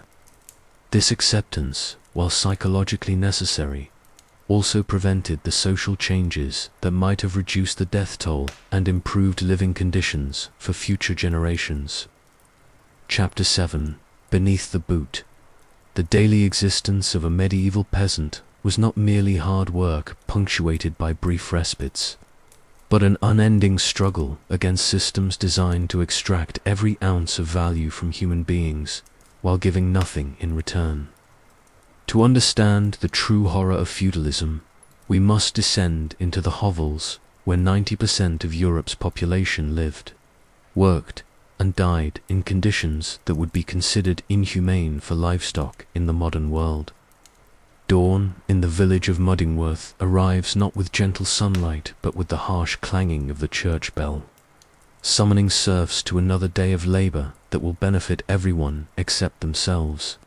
In a one-room hovel, barely 20 feet square, the family of Edmund the field worker stirs reluctantly from sleep that provided little rest. The single window, nothing more than a hole in the wall covered by an oiled animal skin, admits weak light that reveals a scene of poverty so complete that it defies modern comprehension. Edmund shares this cramped space with his wife Matilda, their 4 surviving children, 2 pigs, a cow, and a handful of chickens.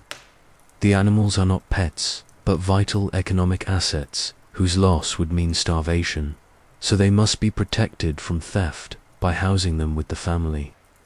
The smell of animal waste mixes with human odors, wood smoke, and the sour stench of rotting straw to create an atmosphere that burns the eyes and clogs the lungs. The floor is nothing but packed earth, mixed with animal droppings and food scraps until it becomes a paste that never fully dries. When winter rains seep through the thatched roof and under the walls, this floor turns to mud that squelches underfoot and breeds diseases that claim children with ruthless efficiency. In winter, the floor freezes solid, creating a surface that injures bare feet and makes even simple movement treacherous. The family's bed consists of straw piled in one corner, shared by all 6 humans who huddle together for warmth during the long winter months when fuel is scarce and precious. The straw, changed only when it becomes completely unusable, harbors fleas, lice, and other parasites that make sleep fitful and spread diseases throughout the cramped quarters. Privacy is unknown, intimacy is impossible, and personal space is a luxury that exists only in the fantasies of people who have never experienced it. Edmund's workday begins before sunrise and continues past sunset, with tasks that vary according to season but never become less backbreaking. During ploughing season, he follows his lord's oxen through fields that are more mud than soil, guiding a wooden plough that barely scratches the earth's surface. His feet protected only by rough leather shoes that let in water and cold, develops sores and infections that never heal because he cannot stop working long enough for recovery. The oxen, underfed and overworked like their human companions, frequently collapse from exhaustion or injury. When this happens, Edmund must pull the plough himself, harnessing his own body to the yoke like a beast of burden. His wife and children, working alongside him, push the plough from behind or clear rocks from its path, their hands bleeding from contact with rough stones and wooden handles. During planting season, the family scatters seed by hand across fields they will never own, knowing that the best soil and the finest grain will go to their lord's domain, while their own plots receive whatever inferior seed remains. They plant not with hope for a good harvest, but with desperate prayers that they will be allowed to keep enough grain to survive until the next planting season. Harvest time brings the cruelest irony of peasant life. The harder they work, and the better the crop, the more their lord will claim, and the less they will have for themselves. Edmund and his family labor from dawn to dusk, cutting grain with sickles that are barely sharp enough to cut grass, their backs bent in positions that cause permanent damage to their spines. The grain they cut with such effort will be measured by the Lord's bailiff, who ensures that the largest and best portion goes to the manor house, while the peasant family receives barely enough to survive.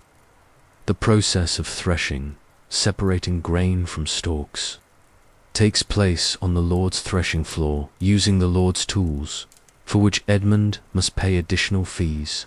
He swings a heavy flail for hours, the repetitive motion creating calluses that crack and bleed, while knowing that every grain of wheat he separates is being counted and weighed by men whose loyalty belongs entirely to his master. Matilda's daily routine is equally brutal, but receives no recognition, because women's work was considered natural rather than valuable. She rises before dawn to milk the cow, knowing that most of the milk must be delivered to the manor house, while her own children go without the nutrition they desperately need. Her hands, cracked and bleeding from handling rough hemp and wool, spin thread by the light of rush candles that give off more smoke than illumination. The constant spinning is not a quaint domestic activity, but a mandatory obligation that occupies every moment not spent on other tasks. Matilda must produce a certain quantity of thread each week for her lord, in addition to whatever her family needs for their own clothing and household goods. The thread she spins, like everything else of value the family produces, flows upward to enrich those who already possess more wealth than they can use. Washing clothes in the freezing stream that runs past the village is another torment disguised as necessity. Matilda pounds the family's few garments against rocks, using lye soap that burns her skin and water so cold it numbs her hands. The clothes never truly become clean because the stream is contaminated with human and animal waste from villagers upstream. But the ritual of washing must be performed to maintain the appearance of respectability that prevents even worse social ostracism. Cooking presents its own challenges in a world where fuel is precious and food is scarce. The family's diet consists primarily of coarse bread made from whatever grains they are permitted to keep, supplemented by thin porridge, occasional eggs from their chickens, and vegetables from their small garden plot. Meat is a luxury they might taste a few times per year, usually when an animal dies of disease or accident and must be consumed before it spoils completely. The bread that forms the foundation of their diet is often contaminated with ergot, a fungus that causes hallucinations, convulsions, and death. But hungrier peasants cannot afford to be particular about the quality of their food, so they eat the contaminated grain and suffer the consequences. Children who consume too much ergot-infected bread develop deformities and mental disabilities, adding another layer of tragedy to lives already marked by deprivation.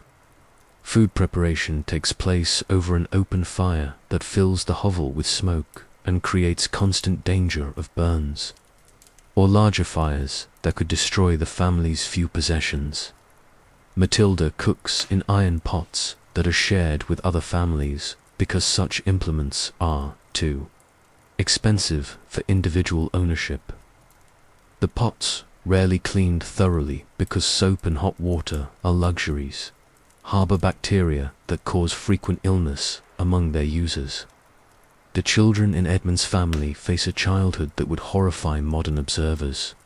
Young Thomas, at 8 years old, tends the family's geese and chickens, knowing that losing even one bird to predators or thieves could result in beatings and fines that might cost the family their hovel.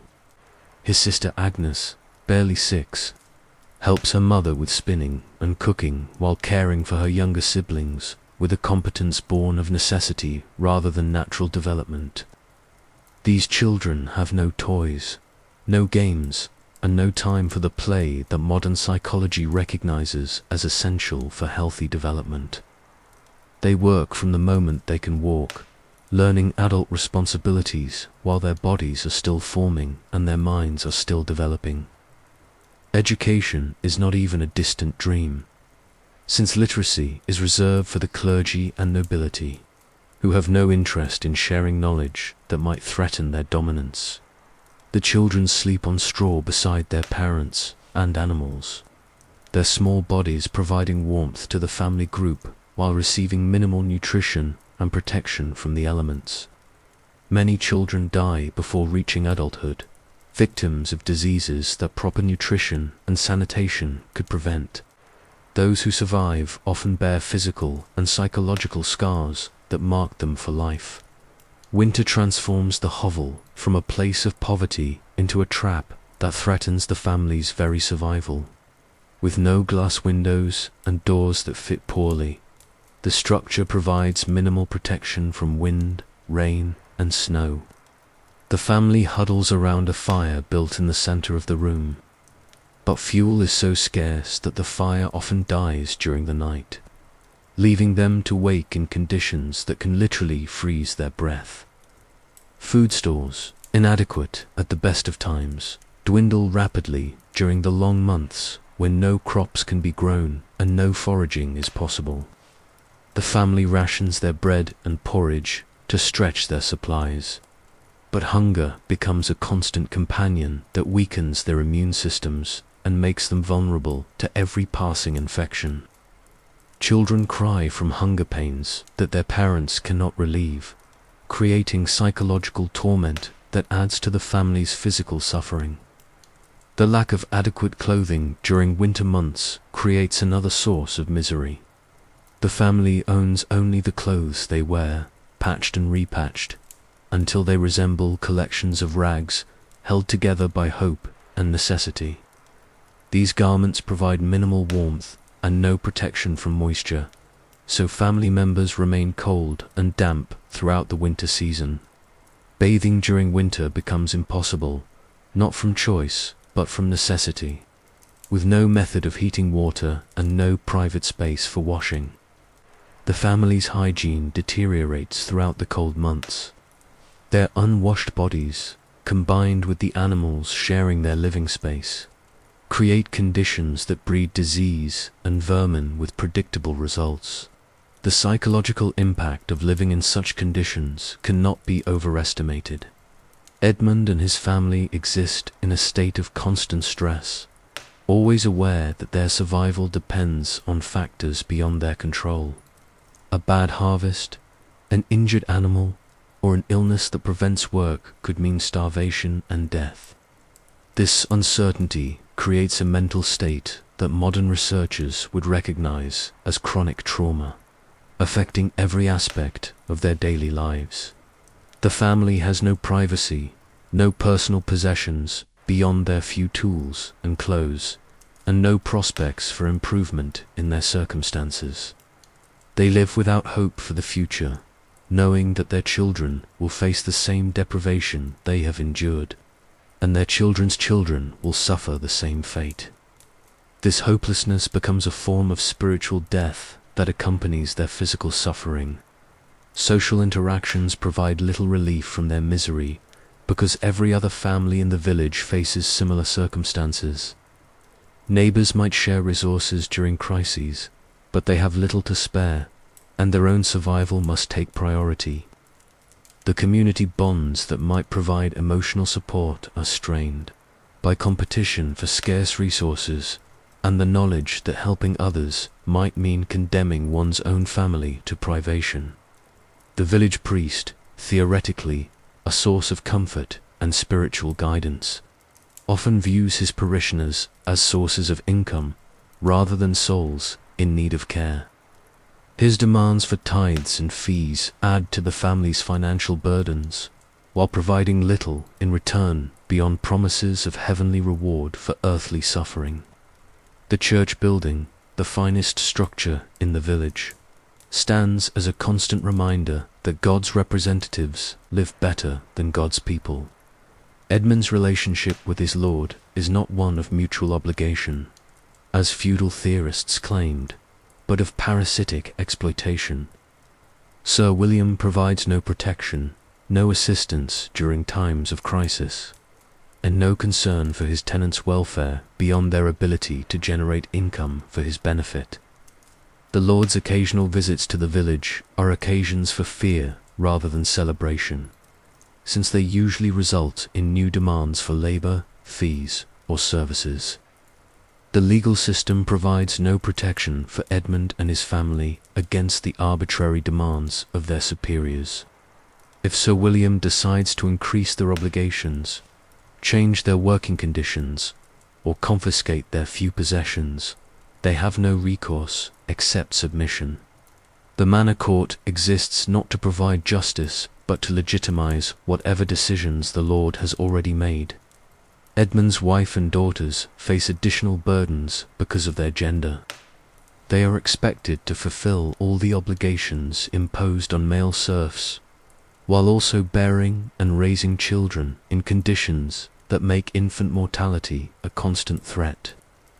They have no legal rights, no protection against sexual assault by their social superiors, and no recourse when their labor and bodies are exploited by men who face no consequences for their actions. The cycle of poverty and oppression that traps Edmund's family is designed to be perpetual. Their children cannot leave the manor without permission, cannot marry without paying fees to their lord, and cannot improve their circumstances through education or skill development. Each generation faces the same hopeless struggle as the previous one, with no possibility of escape from the system that defines their existence. This was the reality of life for the vast majority of people in feudal Europe, not the romanticized peasant contentment of later mythology, but grinding poverty, constant hunger, and systematic oppression that crushed the human spirit as effectively as it broke human bodies. The cheerful peasants depicted in illuminated manuscripts existed only in the fantasies of artists who had never experienced the reality they claimed to portray. The few moments of respite in peasant life came at great cost and provided only temporary relief from their sufferings. Harvest festivals and religious celebrations offered brief interludes of communal gathering, but even these occasions were regulated by their superiors and often required payments that further impoverished already struggling families. Marriage, rather than being a source of joy and companionship, became another economic calculation in which personal preference was subordinated to family survival needs. Young people were matched not according to affection or compatibility, but according to the economic advantages their union might provide to both families. Love, if it existed at all, was a luxury that few could afford to indulge. The physical environment in which peasants lived reflected their social status with devastating clarity. While nobles inhabited castles with multiple rooms, glass windows, and elaborate furnishings, peasants crowded into single-room hovels that provided less comfort and protection than modern animal shelters.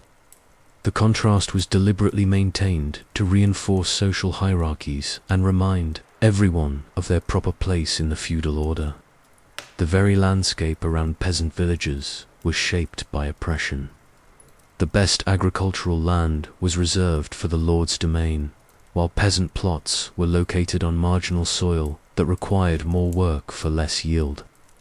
Forests that might provide game, fuel, and building materials were declared off-limits to peasants, who faced severe punishment for taking resources that could sustain their families.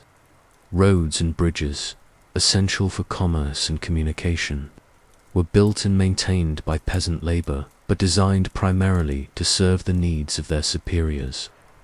Peasants who had spent months constructing these improvements were then charged tolls for using them, creating another source of revenue for lords, while adding to the burden carried by those who had created the infrastructure with their own hands. The seasonal rhythm of agricultural life provided no respite from exploitation, but merely changed the forms it took. Spring planting meant working the Lord's fields before their own. Summer cultivation required constant labor on both domain and peasant plots. Autumn harvest demanded maximum effort for minimal reward. And winter brought the threat of starvation that made survival itself a daily struggle. In this world of systematic oppression, Edmund and his family were not unfortunate victims of temporary circumstances, but typical representatives of their class, experiencing the normal operation of a system designed to extract maximum value from human beings, while providing them with minimal resources for survival. Their suffering was not accidental, but intentional, not temporary, but permanent, and not individual, but universal among their social class. The feudal system's most successful achievement was convincing its victims that their suffering was natural, inevitable, and divinely ordained. Generations of peasants like Edmund's family accepted their fate not because they chose to, but because they could imagine no alternative to the only world they had ever known. This psychological conquest was perhaps more complete than any physical domination, creating a population that policed itself and rarely questioned the justice of arrangements that condemned them to lives of unrelenting hardship. Chapter 8. When the darkness consumed all.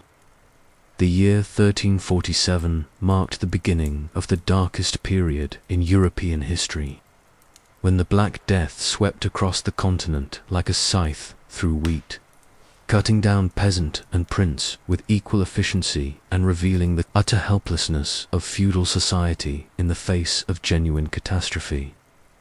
This was not merely another epidemic in a world accustomed to disease, but an apocalyptic event that killed 1/3 of Europe's population and shattered the illusion that the feudal order represented divine will rather than human tyranny. The plague arrived from the east aboard merchant ships whose crews were already dying when they reached European ports. In the harbor of Kaffa on the Black Sea, Mongol besiegers had catapulted plague-infected corpses over the city walls, creating one of history's first recorded instances of biological warfare. The disease, carried by fleas living on black rats, found perfect conditions in the crowded, unsanitary cities and villages of medieval Europe, where hygiene was primitive and medical knowledge was non-existent. The first symptoms seemed almost merciful compared to what followed: fever, chills, and weakness that might suggest any number of common ailments. But within days, the characteristic buboes began to appear. Swellings in the lymph nodes that could grow to the size of apples and caused agony beyond description. The victim's skin turned black in patches, their breath became foul beyond endurance, and blood appeared in their vomit and other bodily fluids. Death usually came within a week of the first symptoms, but it was not a peaceful passing. Plague victims suffered hallucinations, convulsions, and pain so intense that many became violent in their final hours. Families watched helplessly as their loved ones died in torment, knowing that they too would likely succumb within days. The speed of the disease's progression meant that entire households could be eliminated before neighbors realized what was happening. In the city of Florence, the writer Giovanni Boccaccio witnessed scenes that challenged his ability to find words adequate to describe them.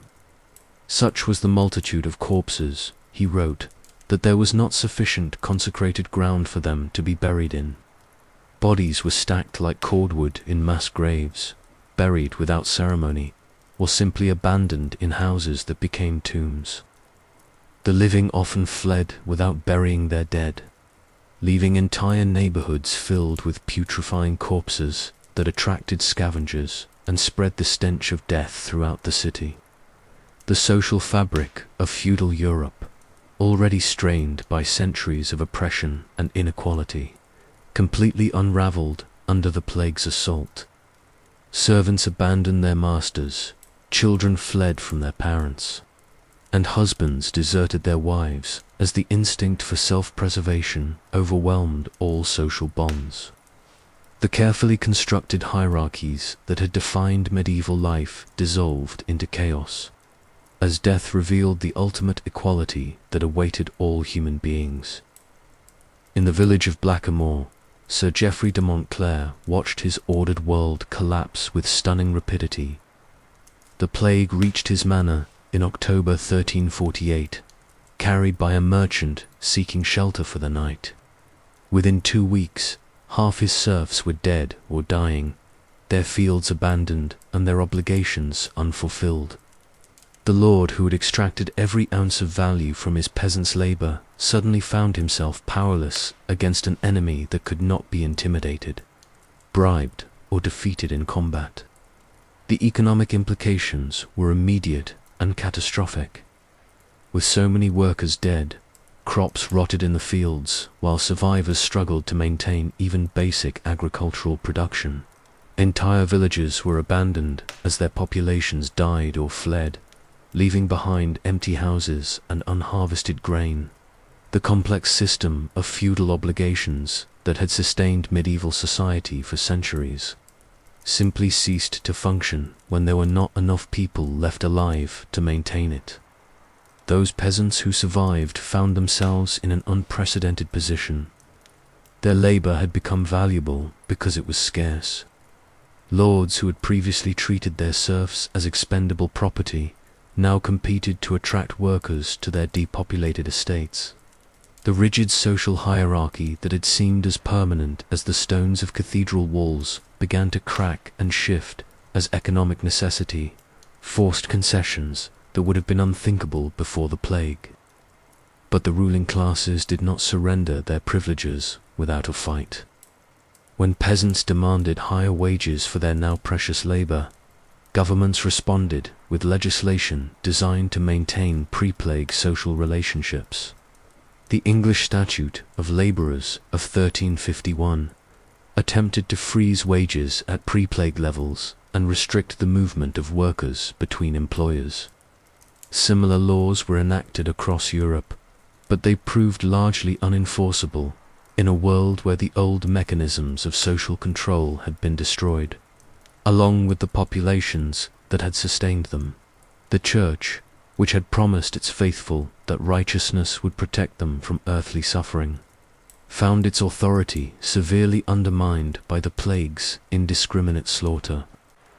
Priests died alongside their parishioners, often at higher rates because their duties brought them into contact with the infected. Many of the clergy who survived lost their faith entirely, unable to reconcile their theological training with the reality of meaningless mass death.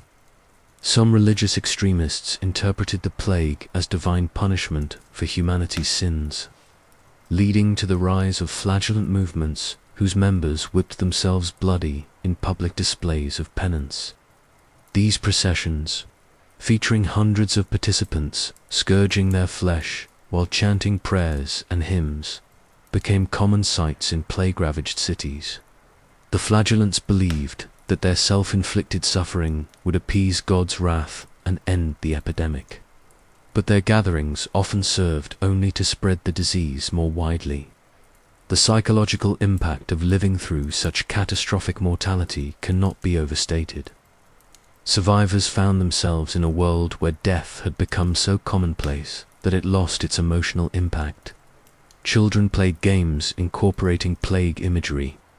Merchants conducted business while stepping over corpses in the streets. And artists began creating works that celebrated rather than mourned the omnipresence of death. The famous Dance of Death, or Danse Macabre imagery that became popular in post-plague Europe reflected this transformed relationship with mortality. These artistic works depicted skeletons leading people from all social classes to their graves. But rather than inspiring terror, they often conveyed a sense of liberation from the social constraints that had previously defined people's lives. If everyone was going to die, regardless of their station, then perhaps the social hierarchies that had seemed so important were ultimately meaningless. In many regions, the plague's demographic impact fundamentally altered social relationships in ways that outlasted the epidemic itself. With so many nobles dead and their family lines extinguished, social mobility became possible for survivors who possessed the intelligence and ruthlessness to exploit the chaos. Merchants who had previously been excluded from political power found themselves governing cities whose traditional rulers had perished. Peasants who had lived their entire lives in bondage suddenly found themselves courted by desperate lords who needed their labor to maintain their estates. The plague also revealed the complete inadequacy of medieval medicine and the fraudulent nature of most medical practice. Physicians who had charged enormous fees for treatments based on ancient authorities found their remedies utterly useless against the new disease.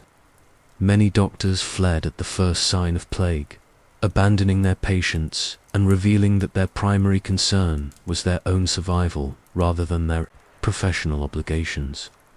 The few medical practitioners who remained to treat plague victims had no effective treatments to offer. Bloodletting, the standard remedy for most ailments, only weakened patients and hastened their deaths. Prayer, considered the most powerful medicine available to medieval people, proved equally ineffective as the faithful died alongside the impious, without regard for their spiritual condition. Some physicians attempted to treat the plague by attacking its supposed causes, which they identified through astrological calculation, humoral theory, and theological speculation. They prescribed complex potions, recommended specific diets, and performed elaborate rituals, but their patients continued to die at the same rates as those who received no treatment at all. The failure of medical authority during the plague contributed to the broader collapse of institutional credibility that characterized the later Middle Ages. The economic disruption caused by the plague extended far beyond immediate labor shortages. Trade networks that had taken centuries to develop were severed when entire merchant families died, or when cities closed their gates to prevent the spread of infection. International commerce, already limited by primitive transportation and communication systems, ground to a halt as governments implemented quarantine measures that effectively isolated regions from each other. The monetary system also suffered severe disruption as the reduced population had less need for currency while the survivors possessed more wealth per capita than their ancestors had known. This deflationary pressure combined with the breakdown of economic institutions to create financial chaos that took decades to resolve. Banks failed when their clients died. Loans could not be collected from deceased borrowers, and the complex credit relationships that had financed medieval commerce simply evaporated. Urban areas, which had experienced steady growth throughout the High Middle Ages, saw their populations decimated and their economic foundations destroyed. Cities that had supported 100,000 inhabitants found themselves reduced to fewer than 30,000 survivors, most of whom lacked the skills needed to maintain urban infrastructure and institutions. Many specialized craftsmen died during the plague, taking their knowledge and techniques with them to their graves and leaving. Communities unable to maintain the quality of goods and services they had previously enjoyed. The plague's impact on agriculture was similarly devastating. The complex system of crop rotation, livestock management, and seasonal labor that had sustained medieval farming required large numbers of experienced workers who understood the intricate relationships between different agricultural practices. With so many farmers dead, much of this knowledge was lost, leading to decreased productivity even on farms that remained in cultivation. The abandonment of marginal agricultural land was another consequence of population decline. Fields that had been brought into cultivation during periods of population growth were allowed to return to forest as survivors concentrated their efforts on the most productive areas. This consolidation of farming activity had long-term environmental consequences that affected European agriculture for centuries. The social changes triggered by the plague created new opportunities for some survivors, but also generated intense conflicts as different groups competed for resources and power in the transformed post-plague world. The Peasants' Revolt of 1381 in England was directly connected to the social changes caused by the Black Death, as survivors demanded wages and working conditions that reflected their increased bargaining power in a labor-scarce economy. Similar uprisings occurred across Europe as traditional social relationships broke down and new ones had not yet solidified. These conflicts were often extremely violent, as ruling elites used brutal force to suppress challenges to their authority, while peasants and urban workers fought with the desperation of people who had survived the worst catastrophe in human memory and were not prepared to accept a return to their previous conditions of oppression. The plague also had profound cultural and intellectual consequences that shaped European development long after the immediate crisis had passed. The failure of traditional authorities to protect their subjects or explain the catastrophe led to increased skepticism about established institutions and beliefs. This questioning attitude would eventually contribute to the Renaissance, the Reformation, and other movements that challenged medieval orthodoxies. Religious art and literature created during and after the plague reflected a transformed worldview that emphasized human mortality and the transitory nature of earthly pleasures and achievements. The cheerful confidence that had characterized earlier medieval culture gave way to a more somber and introspective sensibility that questioned whether human efforts and ambitions had any ultimate meaning. The Black Death revealed feudalism not as a divinely ordained social order, but as a human construction that could be destroyed by forces beyond human control. The plague killed more effectively than any army, redistributed wealth more thoroughly than any revolution, and challenged established authority more completely than any philosophical argument. In doing so, it demonstrated that the feudal system's claims to permanence and legitimacy were as fragile as the human lives it had exploited for so many centuries. By 1353, when the plague had finally burned itself out across most of Europe, the continent that emerged from the catastrophe bore little resemblance to the world that had existed before 1347. Survivors found themselves inheritors of a transformed society where traditional relationships had been shattered and new possibilities existed alongside new dangers. The medieval world had not ended with the plague, but it had been so fundamentally altered that recovery would require the creation of entirely new social, economic, and political structures. The Black Death stands as perhaps the ultimate demonstration of feudalism's inability to protect those it claimed to serve. When crisis struck, the elaborate hierarchies and complex obligations that defined medieval society proved worse than useless, actually hampering efforts to respond effectively to the catastrophe. The plague revealed that feudal Europe's social system was designed not to serve human needs, but to extract profit from human suffering. And when that suffering became universal, the system simply collapsed under the weight of its own contradictions. Chapter 9. The End of an Age of Darkness.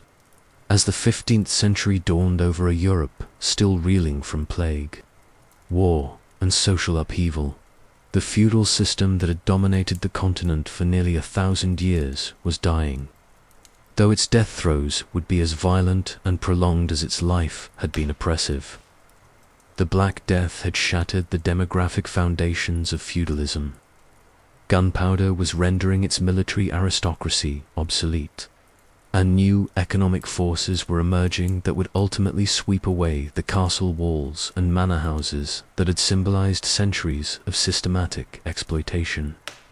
The transformation was neither sudden nor peaceful, for the feudal nobility did not surrender their privileges willingly. As their traditional sources of power eroded, they became increasingly desperate and dangerous, like cornered animals lashing out at anything within reach.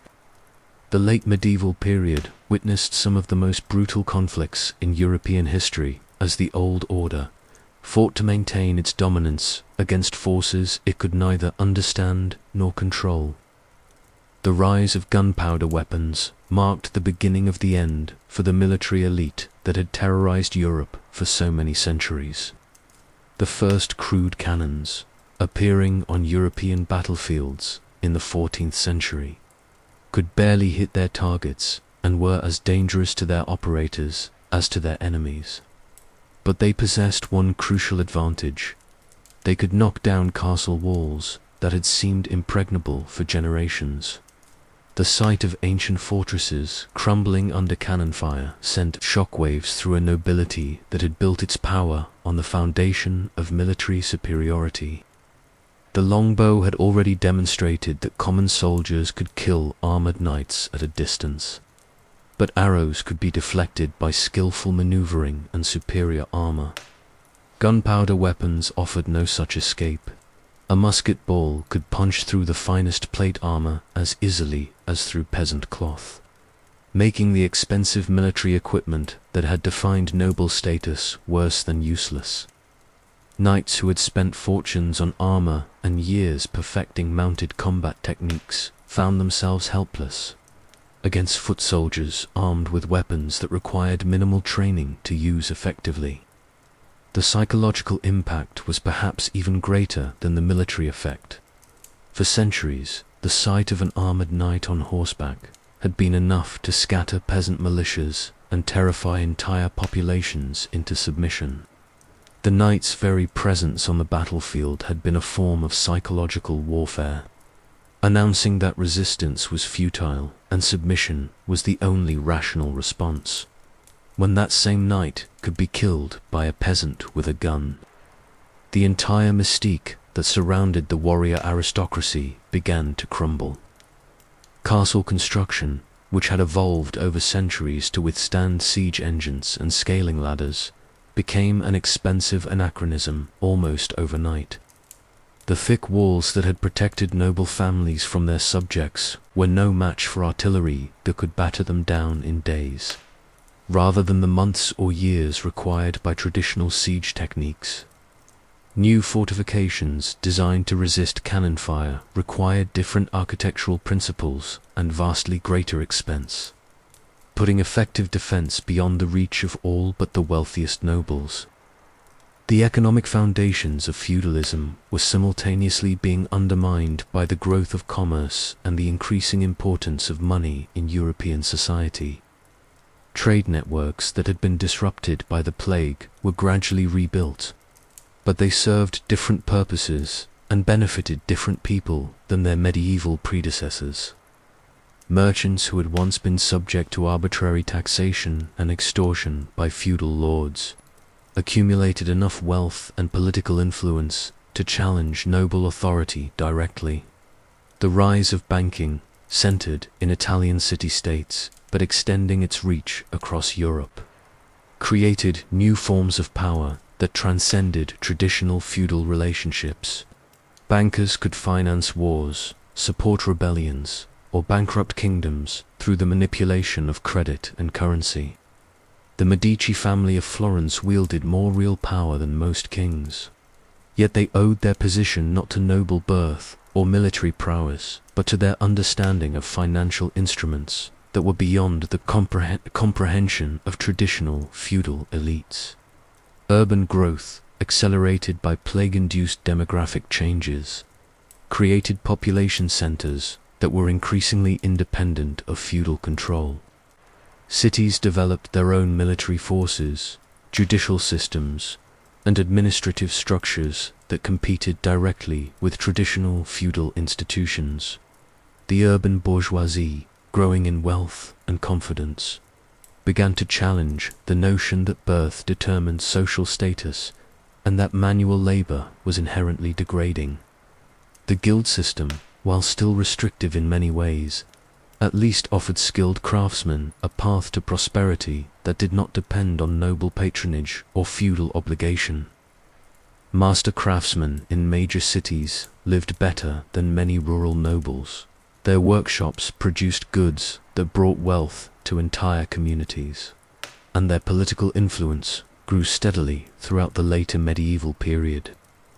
The guild halls that rose in city centers were deliberate challenges to the castle keeps that had once dominated the landscape.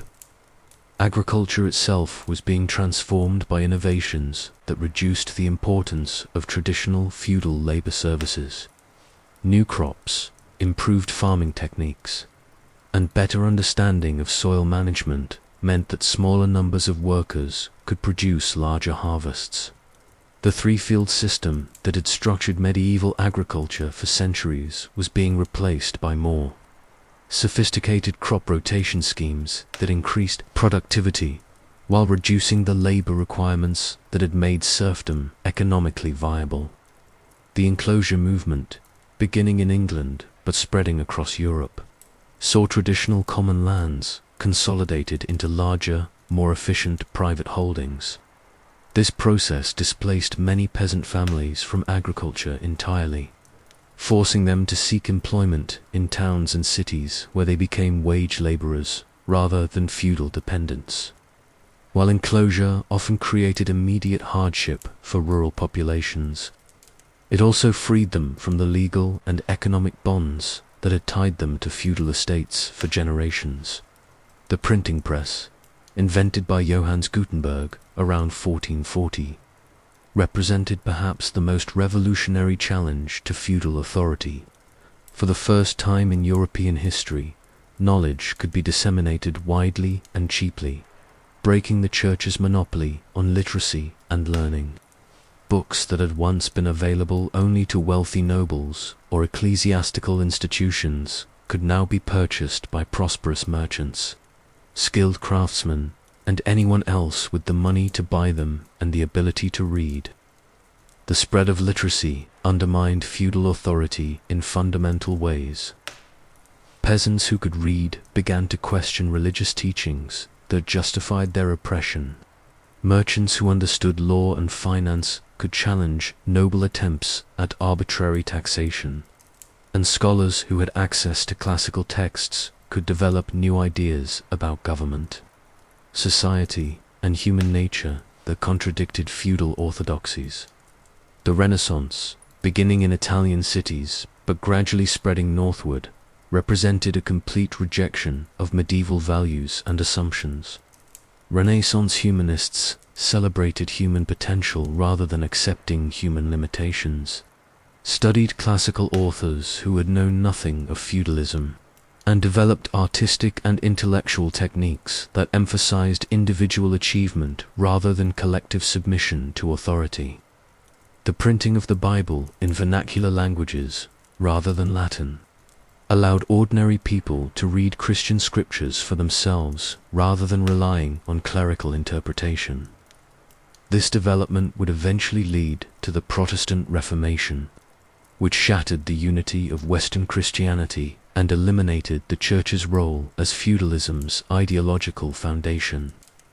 When people could read that Christ had blessed the poor and condemned the rich, it became harder to convince them that their poverty was divinely ordained.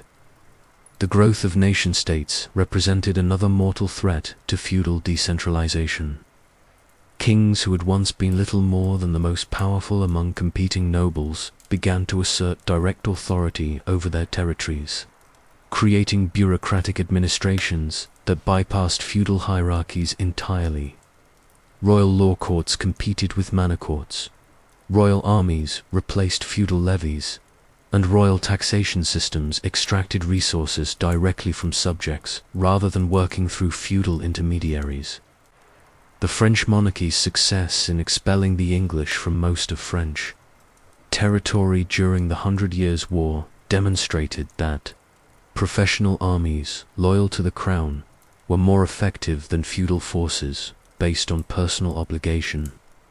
The French victory at Castillon in 1453 achieved largely through superior artillery, marked the end of English feudal ambitions in France and demonstrated the military superiority of centralized state power over feudal decentralization.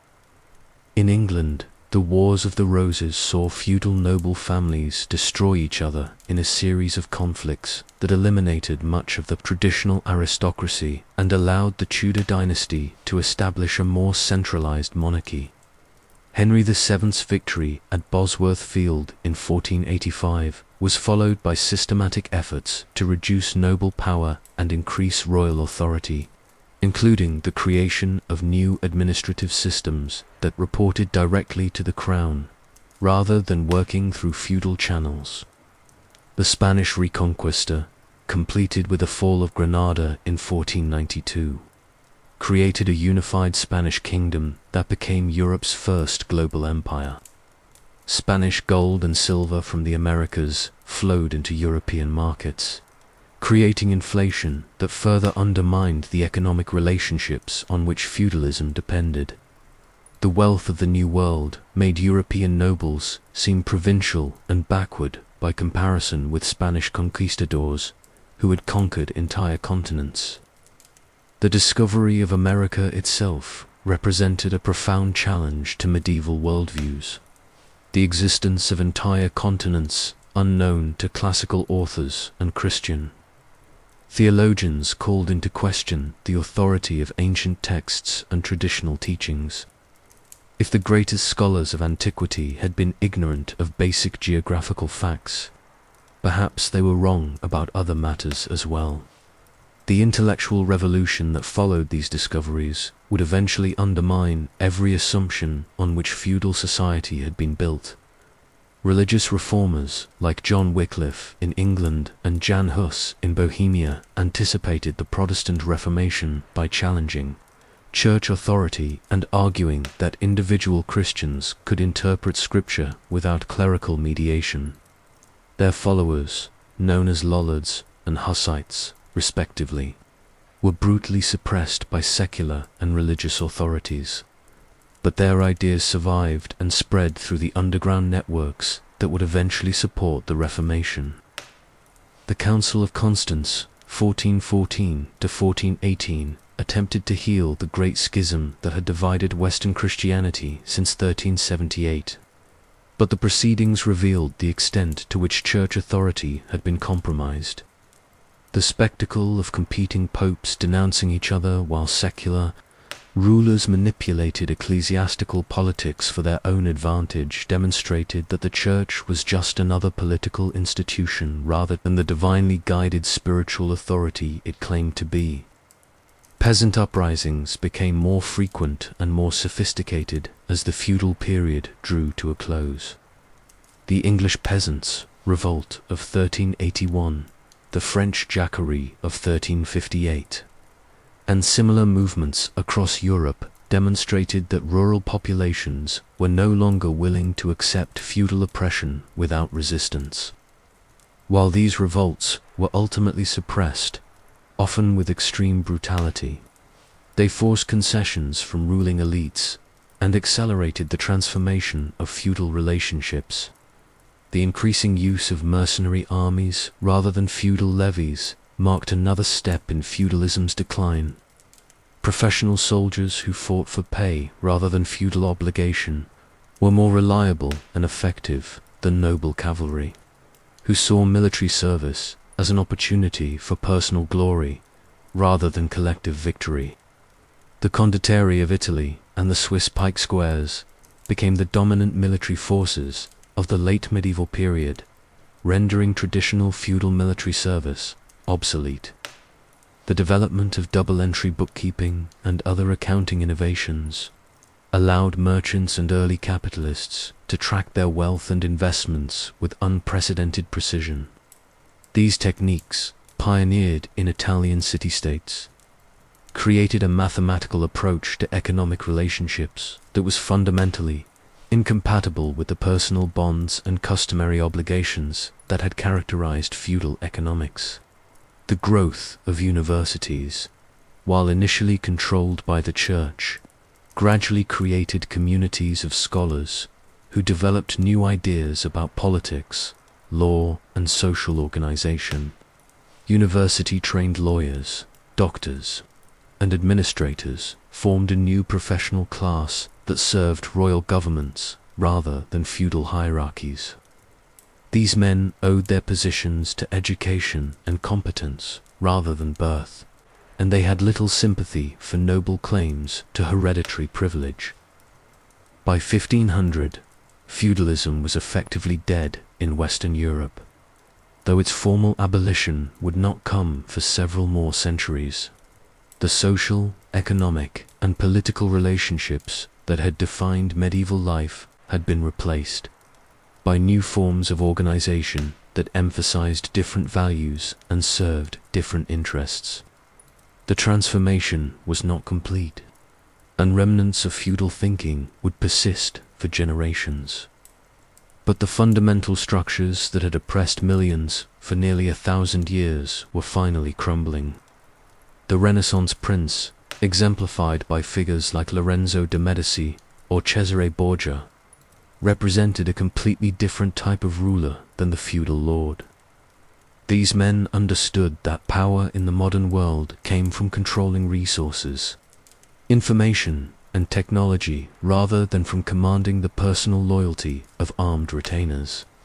They employed professional administrators, maintained standing armies, and used diplomacy and economic pressure to achieve their goals rather than relying solely on military force. The new monarchies that emerged from feudalism's collapse were more centralized and efficient than their medieval predecessors, but they were also more intrusive and controlling. The feudal lord had been content to extract tribute and labor from his subjects while leaving them largely alone in other respects. The Renaissance state, by contrast, sought to regulate every aspect of its subjects' lives, from their religious beliefs to their economic activities to their personal relationships. This transition from feudalism to absolutism was not necessarily an improvement for common people, who often found themselves subject to more systematic oppression under centralized monarchies than they had experienced under feudal decentralization. The Spanish Inquisition, the French royal bureaucracy, and the English Tudor state all demonstrated that modern governments could be far more effective at controlling their populations than medieval feudalism had ever been. The economic changes that destroyed feudalism also created new forms of inequality and exploitation. The enclosure movement that freed peasants from serfdom also displaced them from their traditional homes and communities, creating a rootless proletariat that would become the foundation of industrial capitalism. The merchants and bankers who overthrew feudal elites often proved to be equally ruthless in their treatment of workers and equally indifferent to human suffering. The intellectual revolution that challenged feudal orthodoxies also unleashed forces that would create new forms of conflict and oppression. The nationalism that replaced feudal loyalty led to centuries of international warfare that dwarfed medieval conflicts in their scale and destructiveness. The religious divisions created by the Reformation produced wars that killed millions and created lasting hatreds between different Christian communities. The colonial expansion that followed the Age of Exploration brought European forms of oppression to populations that had never experienced feudalism, often with results that were far more devastating than anything Europe had endured during the medieval period. The slave trade, the conquest of the Americas, and the colonization of Africa and Asia demonstrated that the end of feudalism in Europe did not mean the end of systematic human exploitation. Yet despite these continuities and new problems, the collapse of feudalism represented a genuine liberation for millions of people who had been trapped in a system designed to prevent social mobility and individual advancement. The Renaissance celebration of human potential, the Reformation emphasis on individual conscience, and the scientific revolution's confidence in human reason all contributed to a transformation in how Europeans thought about themselves and their possibilities. The printing press ensured that knowledge could no longer be monopolized by small elites, making it impossible to maintain the kind of systematic ignorance that had characterized feudal society. Books spread new ideas about government, science, religion, and economics faster than any authority could suppress them, creating a marketplace of ideas that gradually undermined all claims to absolute authority. The growth of cities provided opportunities for social advancement that had been unthinkable in the rural world of feudalism. A merchant's son could become a scholar. A craftsman's daughter could marry into the nobility. And anyone with talent and ambition could potentially rise far above their birth circumstances. This social mobility, while still limited compared to modern standards, represented a revolutionary change from the rigid hierarchies of feudal society.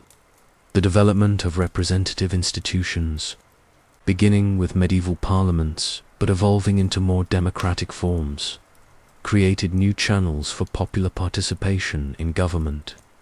While these institutions initially served elite interests, they established precedents and procedures that would eventually be expanded to include broader segments of the population.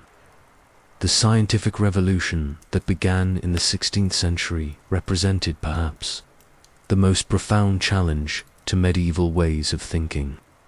The work of Copernicus, Galileo, and Newton demonstrated that the natural world operated according to mathematical laws that could be discovered through observation and experimentation rather than through reference to ancient authorities.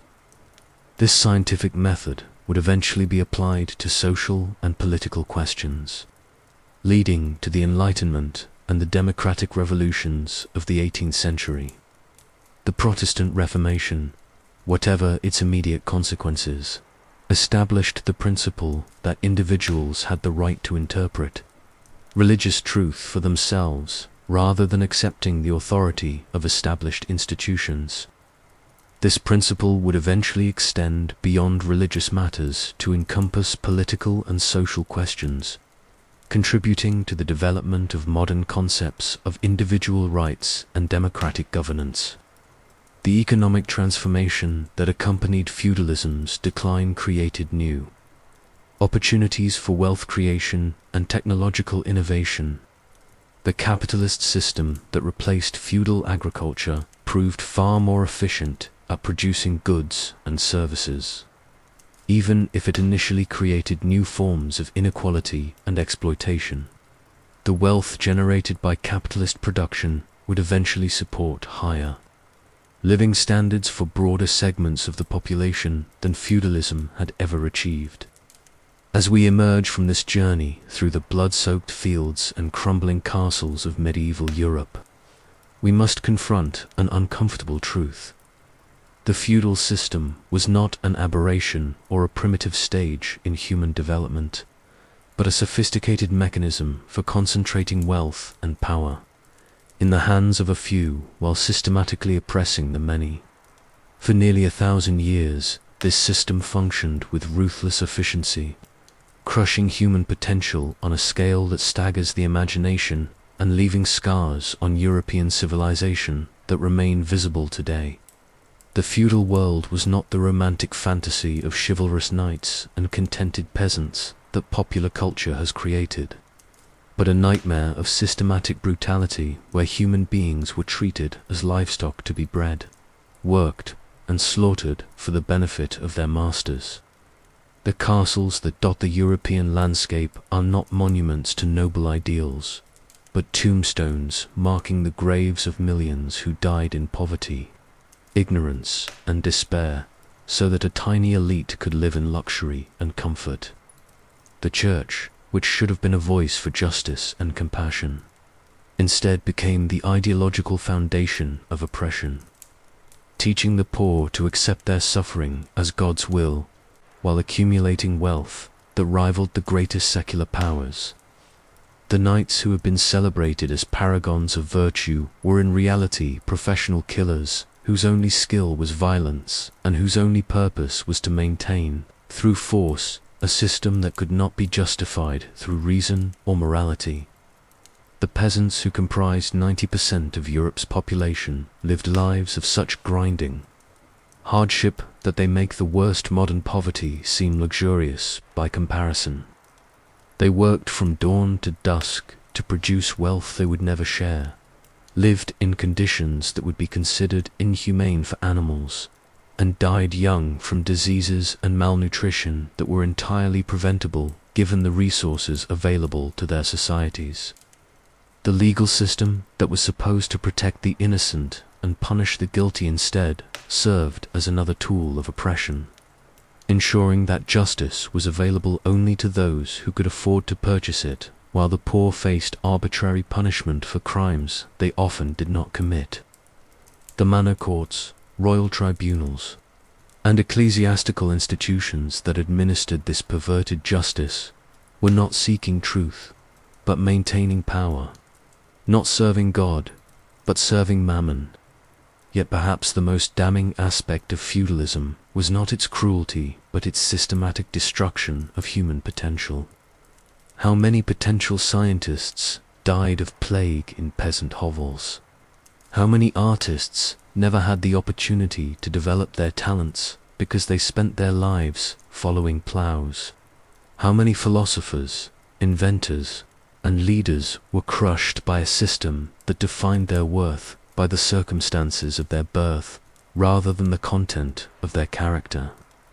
The death toll of feudalism cannot be measured only in the bodies that filled plague pits and battlefields, but in the dreams that were never pursued, the discoveries that were never made, and the human progress that was delayed for centuries by a system that valued stability over justice and order over opportunity.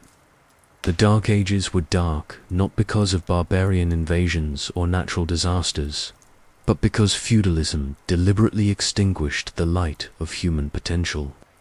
The transformation that ended the medieval period was not a peaceful evolution, but a violent revolution that required the destruction of existing institutions and the creation of entirely new forms of social organization.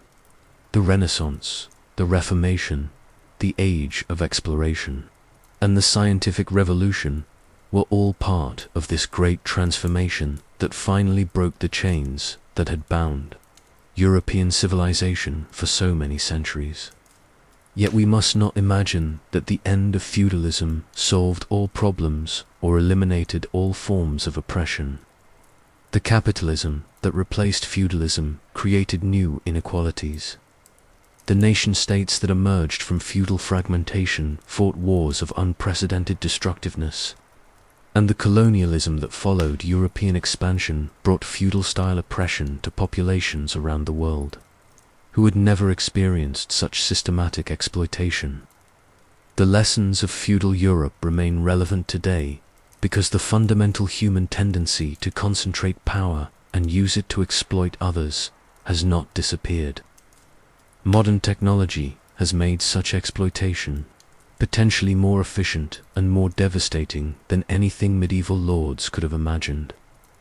The challenge for contemporary societies is to learn from the horrors of feudalism, while avoiding the creation of new systems that serve similar functions with different methods. The feudal period also reminds us that social systems that seem permanent and natural are actually human creations that can be changed through human action. The serfs who seemed so powerless eventually gained their freedom. The nobles who seemed so mighty eventually lost their dominance. And the church that seemed so eternal eventually faced challenges that fundamentally altered its character and influence.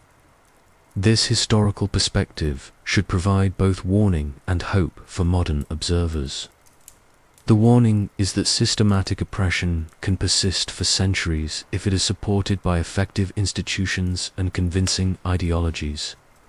The hope is that no system of oppression is permanent, and that human beings possess the capacity to create better arrangements for organizing their societies. The feudal legacy persists in modern attitudes toward authority, hierarchy, and social obligation. The assumption that some people are naturally superior to others, the belief that poverty reflects moral failure, and the conviction that radical change is impossible or dangerous all have their roots in feudal ideology. Understanding this history is essential for recognizing and challenging these assumptions when they appear in contemporary form.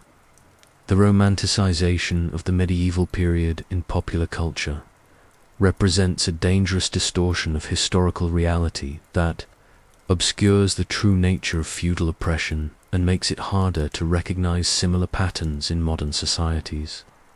When we celebrate medieval knights and castles without acknowledging the human cost of the system that created them, we risk normalizing the kind of systematic inequality and exploitation that characterized feudal Europe.